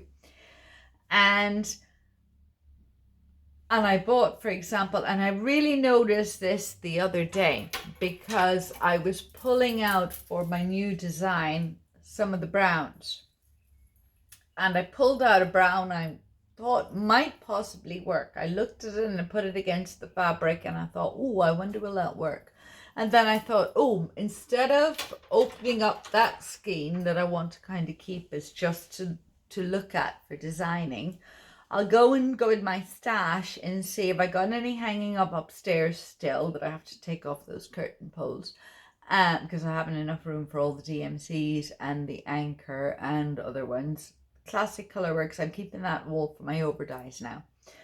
And I went into the bobbin boxes that I had, and I had bought the pre-wound bobbins. For example, well, I didn't look this particular one up at 560, but you know, you think you're getting a nice big fat one. But I looked it up pulled out the color that was another one. And it's not about a different dye batch, because the feel of the thread was different. The feel of the thread, when you unwound it, I actually stitched part of it and compared it. What a lot of sellers, or not all, God forbid, there are genuine ones out there that are completely legit and trustworthy, but there are also the ones that aren't, and it's just a word of caution and a word from someone that got caught out. They're buying the bobbins, they're saying, you know, they're buying the cheap floss, possibly from eBay or whatever the package is. They're matching it up as close as they can to what they think the color is. And then they're winding them onto bobbins and saying they're DMC. And they're selling their grandmother's collection as DMC, or something they've inherited, or they're destashing. My word of caution is please, please be careful. Don't invest the money on a big box of a collection of that type of thing unless you know the person, you're sure you've bought from them before, and you're sure they're actually telling the truth. And I know that's really hard to know, because I'm gutted, because I can quite happily throw away 3 boxes full of what I had purchased from 2 people, because when I compared them to the skeins, and I have old skeins of DMC too, the original skeins of DMC, that have been around for donkeys, that I've collected in charity shops, etc.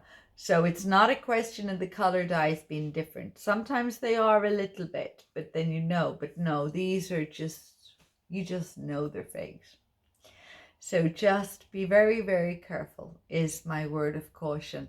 What seems cheap isn't cheap in the long run. And if you can't afford DMC, then just go and buy the cheaper ones that are for retail and try and match up yourself, and just say it. Admit it. I can't afford DMC. I need to go and buy the cheap Chinese. If you're going to, I mean, Chinese stuff isn't necessarily what I mean, because DMC are manufacturing in, I think they're manufacturing in China too. Just, you know, do the equivalent, try to get as close a color as you can or whatever. But I don't like the idea of people purchasing stuff that isn't what they thought it was. That's all. But use whatever floss you can afford, whatever floss you've got handy. I mean, I've got ancient floss from companies that don't exist anymore. And the thread is still good, and I'm quite happy stitching with it. So use whatever you can afford and can. I was just more being cautious, putting out a caution out there to people about if they think they're buying DMC, just be careful, you might not be. So enough of that babbling. Right, yes, bit of fun. And oh yes, we are nearly into 2 hours. Okay, oh well, it's a long one. Pause and get back. I had a bit of fun thanks to Mama Loves You GB, Michelle. She had posted up a video on working with Dynaflow fabric dyes, which are a paint that work like a dye. So I bought the starter kit. I don't have it here to show you, but and I thought I'd have a bit of fun. And then I also bought a proper dye to use as a base.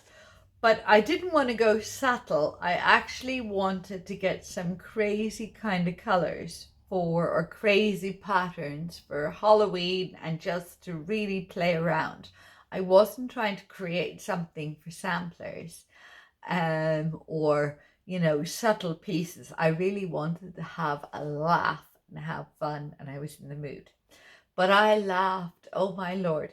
When Michelle did her video on dyeing with Dynaflow fabrics, she shows in the video she has her bowls and everything. She has 3 little splotches on the counter. And she's going, oh, it's messy.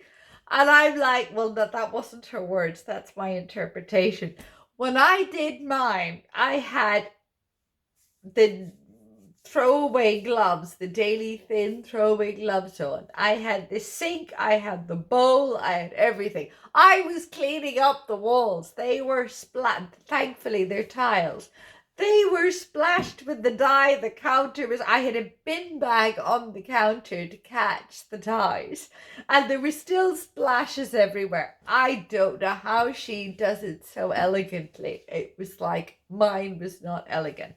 However, I am delighted with the fun and games I had. And as I said, I really wanted to go extreme. I didn't want to try a subtle one. I really wanted to try something wacky. So this piece, I have an idea for something similar to this, which is from, actually I must show it. I should have pulled it out, but I didn't, and it's now buried underneath. But I won a giveaway from Country Stitchers 2 years ago, I think it was, for a Victorian house, and I needed the blue, and I didn't like the fabric that came with it. Or did the fabric come with it? No, the fabric didn't come with it. The flosses came with it. And I wanted something slightly different, and this might fit it. I'm hoping it will. But I just had a bit of a laugh, and I dyed, and I haven't ironed them, I'm sorry. Well, I did iron them, but then I folded them up and they got creased again. I had a bit of a laugh and just did a bit of dyeing, and it's very see-through. Hang on, where's my squares of fabric? Paper here. And I didn't try to create a shape, and I did bake this as well slightly, but I just had a laugh. And it's a cotton fabric. I'm not sure what it was. It's a scrap. It was only to test out. It's on cottons. And I just had I mean, doesn't that nearly look like a little bird there? I'm seeing a bird. I don't know if you're seeing a bird. I used to love looking at clouds and seeing shapes, but I'm seeing a bird there with its head up and the wings.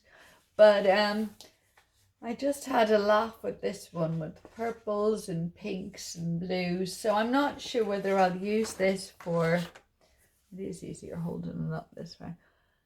Chop it up, use it, but I just thought it's kind of fun. So I did a little bit of dyeing like that. So that was that piece. And then I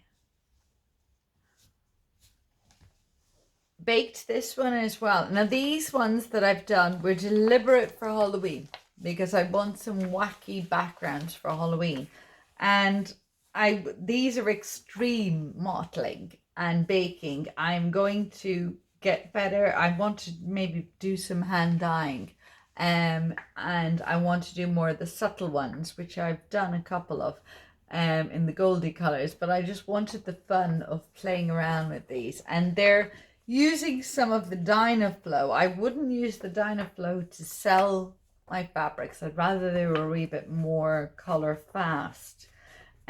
But I had such fun playing around. It was hilarious. I mean, I kept thinking, oh, I'll stop at 1, I'll stop at 2, but then I kept going and running upstairs for another scrap. And these are all scraps. So this is one I did, and I thought it would be quite nice in a Halloween, you know, if you, because I wanted it paler in the middle so that if I used a dark floss, it could show up really nicely. So I dyed that one, and then, so that's one side of it, and then this is the back. Okay, excuse the scraggly bits, I didn't over. That's the back side. So that's another piece, but I liked the way that came out.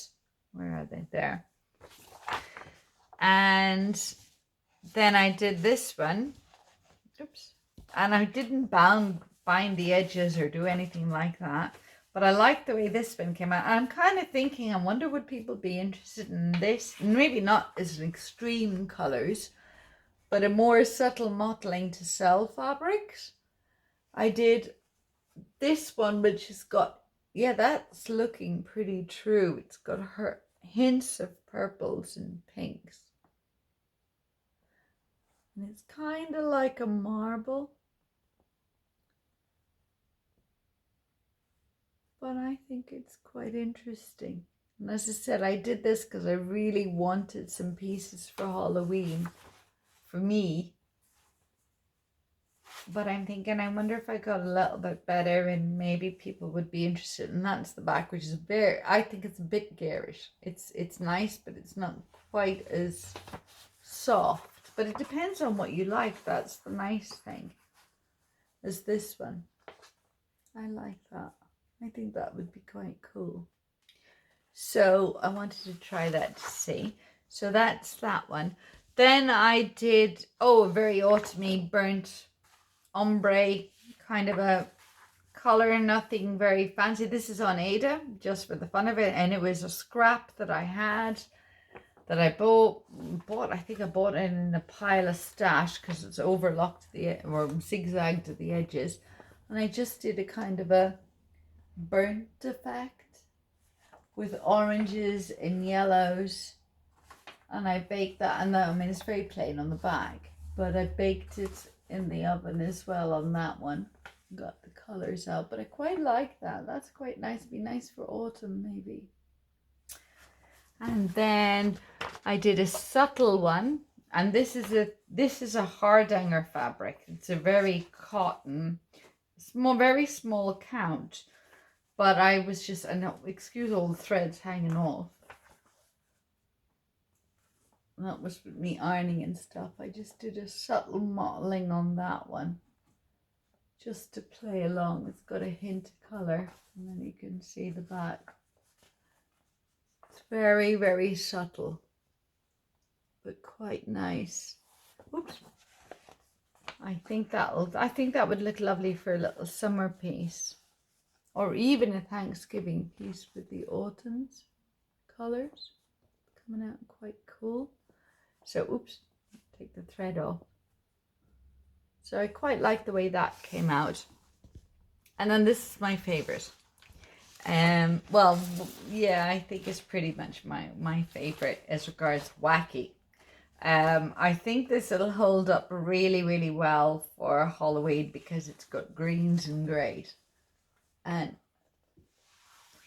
it does look, God, it looks crazy on camera, but it's like that on one side, and then on the other side, and it's Ada. It's like that, but I wanted to leave the gap in the middle so that you could, you know, possibly stitch either way. So it's got purples, greys, greens. It's a real mixture, and it is, they're not subtle. As I said, I wanted to play with real shapes and darkness, but I think they're fun. So yeah, I don't know if anybody would ever be interested in purchasing them. As I said, I've got a supplier with Spygart now, hopefully. So I'll be able to get the fabrics. But if you think people would like them, or like me to do a small range of hand-dyed fabrics, please leave a comment down below. let me know if you like them, or if I use them in kits potentially of stuff I create. Please please let me know in the comments if you think they're nice or you think they're wacky. As I said, I wanted those mainly for the darker ones, were mainly for Halloween, just for the fun of it, because I think with Halloween you can't really go wrong, you know, so it's fun. So that's that. So that was I followed Mama Loves You GB Michelle and tutorial on the Dynaflow, and the blue one I used another dye as well. And with the Dynaflow, I wouldn't use that to sell. I would use something, dyes that are more long lasting and wouldn't wash out as easily. So but for playing around, it was great fun. And a little bit more, gosh, and sorry it's long, but hey ho, I'm going to stop apologizing for videos being long, because that's the way it happens sometimes. If I do once a week, they'll probably be shorter, but when you're catching up, it gets a bit longer. My website, I do have a website. It's www.expandingstitches.com. I updated it a little bit. Not a lot yet. I still have to put in all the info on the long arming and the price listing and everything else. I've just put a link in there to my Etsy shop on the cross stitch designs. So I'm building the website up slowly. I haven't done an online shop on the website yet because there's still paperwork to, and not necessarily paperwork, but trying to make sure you're covering all the German laws as regards to online shopping, with their data protection agencies and their payment purchasing agencies and what they accept. And I'm careful, I'm a bit nervous about that still, but it will happen in the future. And but just a little bit of info. And then with the long arming, most of the long arming I've been doing has been kind of word of mouth. So I want to put up you know, a public website with the pricing and stuff, and then the customer sheets that you send out and examples and things. So I did a little bit of work on it, but not a lot, and I haven't put up many pictures yet either, but it was, at least it was a day or two of just tweaking around and trying to figure out how you do it, so that was fun. That's that. I've done that with the foundation. Okay, I think we're nearing the end of this video. Thank heavens, you're probably saying. But oh, and it's stopped raining. It's still bright, and it's 5 to 6 in the evening here in Berlin, in Germany. It's still bright. It's not as sunny as it was, and the rain stopped, which is nice. It chucked it down all day, and we got oh, massive hailstones yesterday. It was like a thunderstorm of hailstones. And I'd gone during the week to the garden centre and picked up just a couple of plants. I'm not the best with plants. I watch Priscilla in Chelsea and think, oh, they're gorgeous gardens and everything else on Stitching with the Housewives. And I can keep my fern in my living room and my other 2 plants alive in the living room. I take care of them. But with balcony plants, I've got a lovely loggia, as they call it in Germany. It's a covered balcony, but open to the elements, but you've got a roof over your head, in part, and quite a big balcony. And I wanted to get some balcony plants, so a friend Andy brought me to the garden centre, and we didn't need a certificate to get into that particular one because it was in Brandenburg, which is outside of Berlin, next county over. And I picked up a curly hydrangea, beautiful purples and blues. I'll take a photo and post it on Instagram. I haven't done that yet. I've been shocking with posting on Instagram. I have to get back to that. I picked up a petunia, which is like nearly like candy colored stripes. They're red and yellow, and it's pretty. It's a hanging basket, but I won't hang it. I'm going to just let it drape over on a higher pot if it survives. And I picked up another plant that I'll post on Instagram because I can't remember the name, but it reminded me of, Australia have a version as well, but the Canadian Indian paintbrushes, I think the common name for them is. They're nearly like the bristle brushes you get for cleaning out flasks. So they've all the little spiky bits coming out of them, and they're red. And the Indian paintbrush flower, because I've seen them in Canada in when I was traveling around there. I've been to Canada a lot of times, and they reminded me of that, which is why I liked them. They're not the same version, but they're beautiful. So the little bristles on the flowers that come out are just, oh, they're gorgeous. And Australia has another version, and I can't remember the name of it, but I'll look up, I'll take a picture of the tag and post it on Instagram of the actual plant. It's not the same. I doubt it's the Canadian nor the Australian one. It's more than likely something Mediterranean, but it just gives me a knot traveling, and how I miss it so much, because I would have been traveling in the Pacific or somewhere in the last 2 years, and I'm just dying to get back traveling again. But so I just picked up those. Oh, I picked up a little plant of cherry tomatoes, because the cherry tomatoes are already grown on it and they were green, so I'm hoping they're going to go red and I can munch a couple. I picked up a tiny little pot of beautiful lavender, and I picked up 2 trays of marigolds, which kind of tie in with the patriotic as well, and because they're really pretty. So I'm going to put those on the the kitchen window sills in their pots. I haven't done that yet, so I'm keeping them alive, but I'll post a couple of pictures. But yeah, so that was me with the flowers. So I was delighted with that. So cool.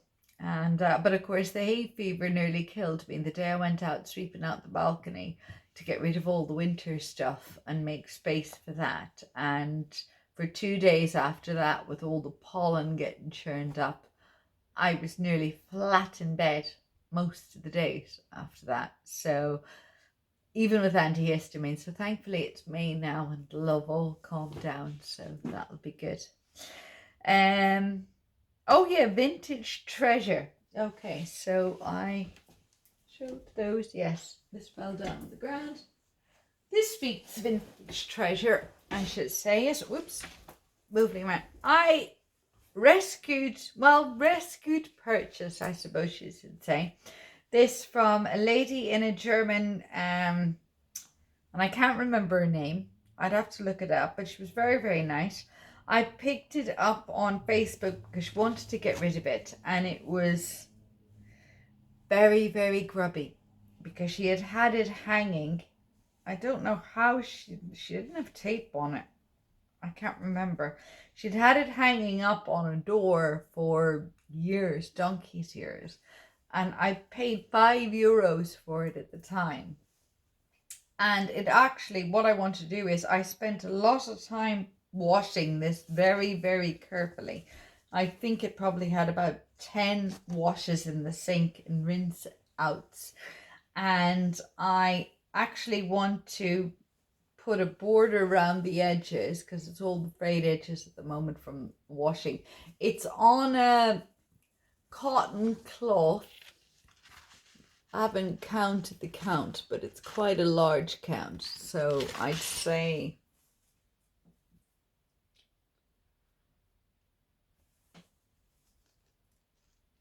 a 20 count maybe.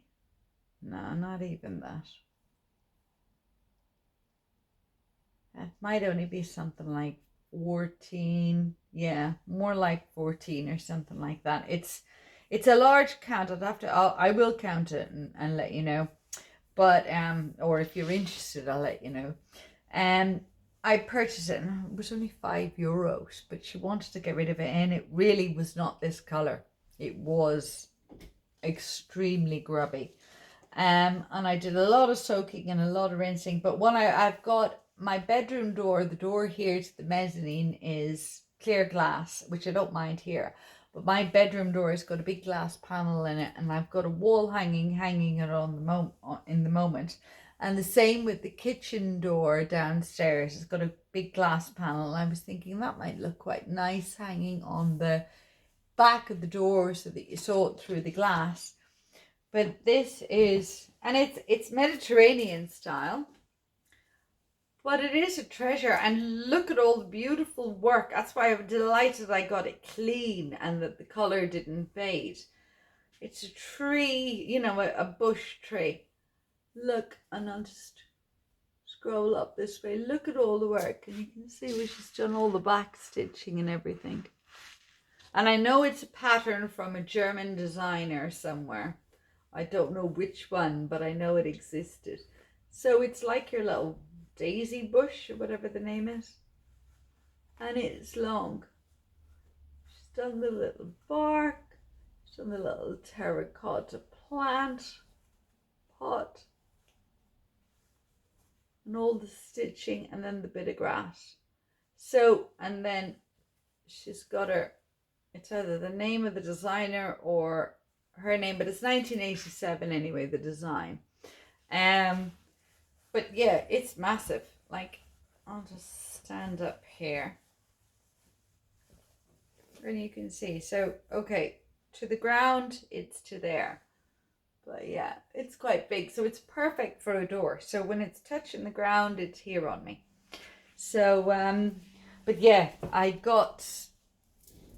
was initially this white, or initially it was probably, well, not far off that in grubbiness, maybe a little bit lighter. But with a lot of rinsing and cleaning and rinsing. Oops, that's the back. Rinsing and, well, look at her back. I mean, her back is pretty good as well. Cleaning, it's come out. So I think it'll be lovely. And it's a treasure because she wasn't keen on it anymore. And I think she stitched it absolutely beautifully. And the lovely thing is well, she used it. So I was delighted that it was grubby. I was just, you know, it was used and loved, and now it's been passed on and I'll get to use it and love it. So I think that's really cool. So what I'm going to do is probably put sashing down the side and turn it into an actual covering hanging over the top of, or in the glass panel, because it fits in lovely. And it'll be kind of like a bit of a blackout curtain type covering on the glass door. So I think that'll be really cool. So just checking my notes. Extra mischievous stitches, Jan, haul, bobbins round. I think. Yes, I think that's where I am at the moment. Not much hope on a vaccine. I mean, they're talking here about June. I'd say it's still October. And I don't really want to get the Astrovox or AstraZeneca one, so I could be waiting even longer. It'd be lovely if I could get the vaccine, because then you'd feel a lot safer going around, because I've got my neighbor's husband is undergoing treatment and hopefully will move on with the next treatment and be successful. So I'm very cautious on meeting people, and in case because I'm in contact with them a lot, would pass anything on. I'm never really worried about me catching anything. I'm more worried about me carrying anything. But yes, and I'm really hoping that I could see family and members and friends by Christmas. It would be lovely, but because the isolation is killing me.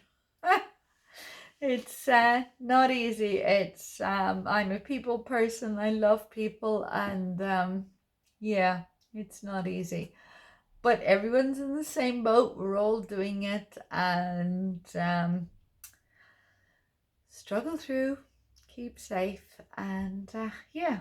So I think that's where I am for this little video. And yes, I know it's a long one, but hey ho, that's the way it is. But it's been lovely being here, and I hope you please do comment and leave comments. Oh, that reminds me, now I've forgotten. Sorry, here we go again. golly gosh. Thank you for the gorgeous comments from the last video. But one, oh my lord, where are we? Okay, now I better hit mute. No, mute. Comment. No, I'm yakking. Okay, Shirley Cox. Yes, I forgot this. I normally try to do this. Emma X Stitches left a lovely comment. Shirley Cox left a lovely comment. Jan actually left a lovely comment. She likes Madeira threads because they keep everything so tidy. Amy Sineva. I love this video so much, and I got 3 gorgeous purple hearts. Thank you so much. An amazing compliment about my little pillow finishes from video 6. That was so sweet. Hoops and Needles, lovely to see your comment. Oh, Marcy McGuire, oh, really lovely comment on my little feathers from my quills. Really lovely. But oh yes, lovely. Silver Moon Designs, Trisha Applegate. Oh, thank you. But you know what made me really laugh, Trisha, was your comment. I would have loved to have seen the white Stetson with the bunny ears. That would have been fun.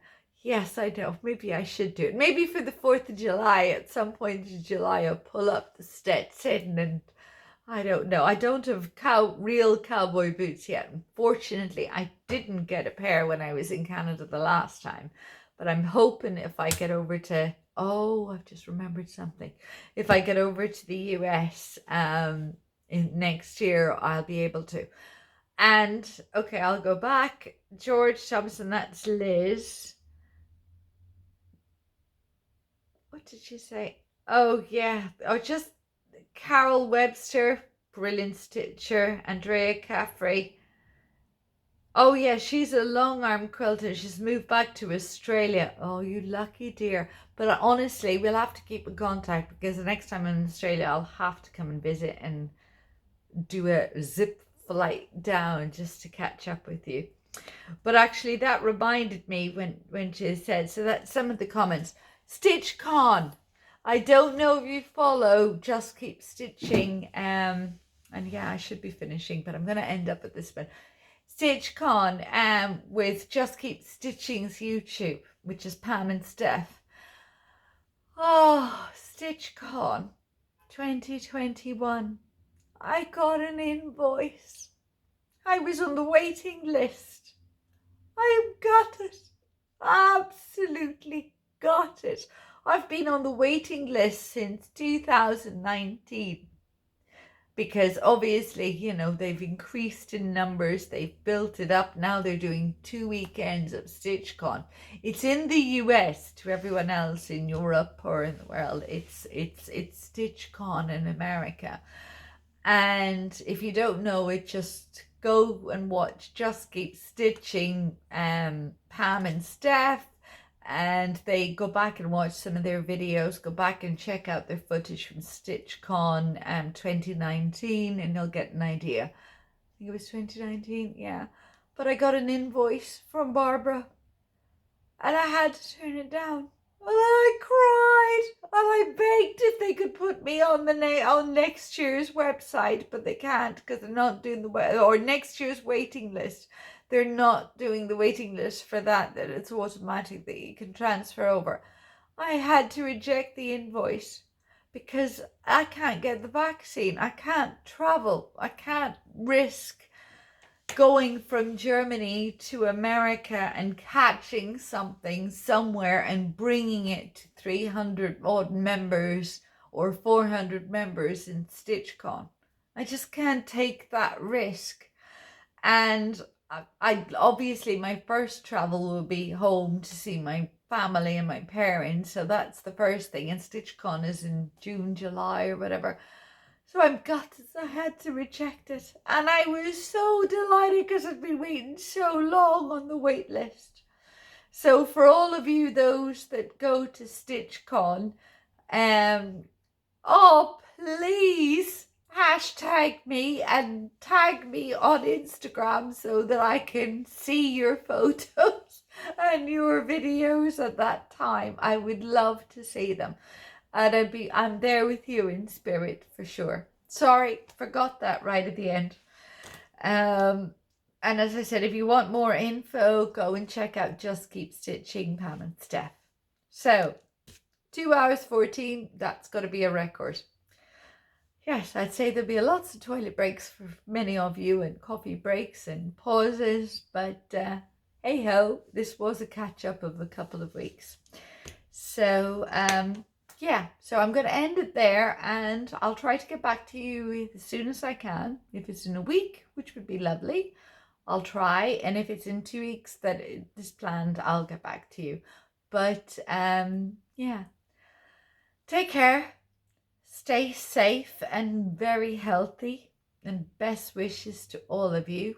Happy stitching, and please do hit the like and subscribe button and check out my Etsy store, Expanding Stitches, and pop a couple of items in your basket if you can.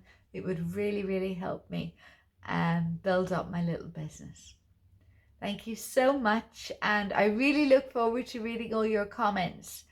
I'm over 700, hoping to get to 1,000 subscribers, where I want to do a lovely giveaway, but that would be wonderful. But thank you for commenting, and I love reading them all, and thank you for visiting, and do reach out and contact me through a comment or email. I'd love to get to know you all better.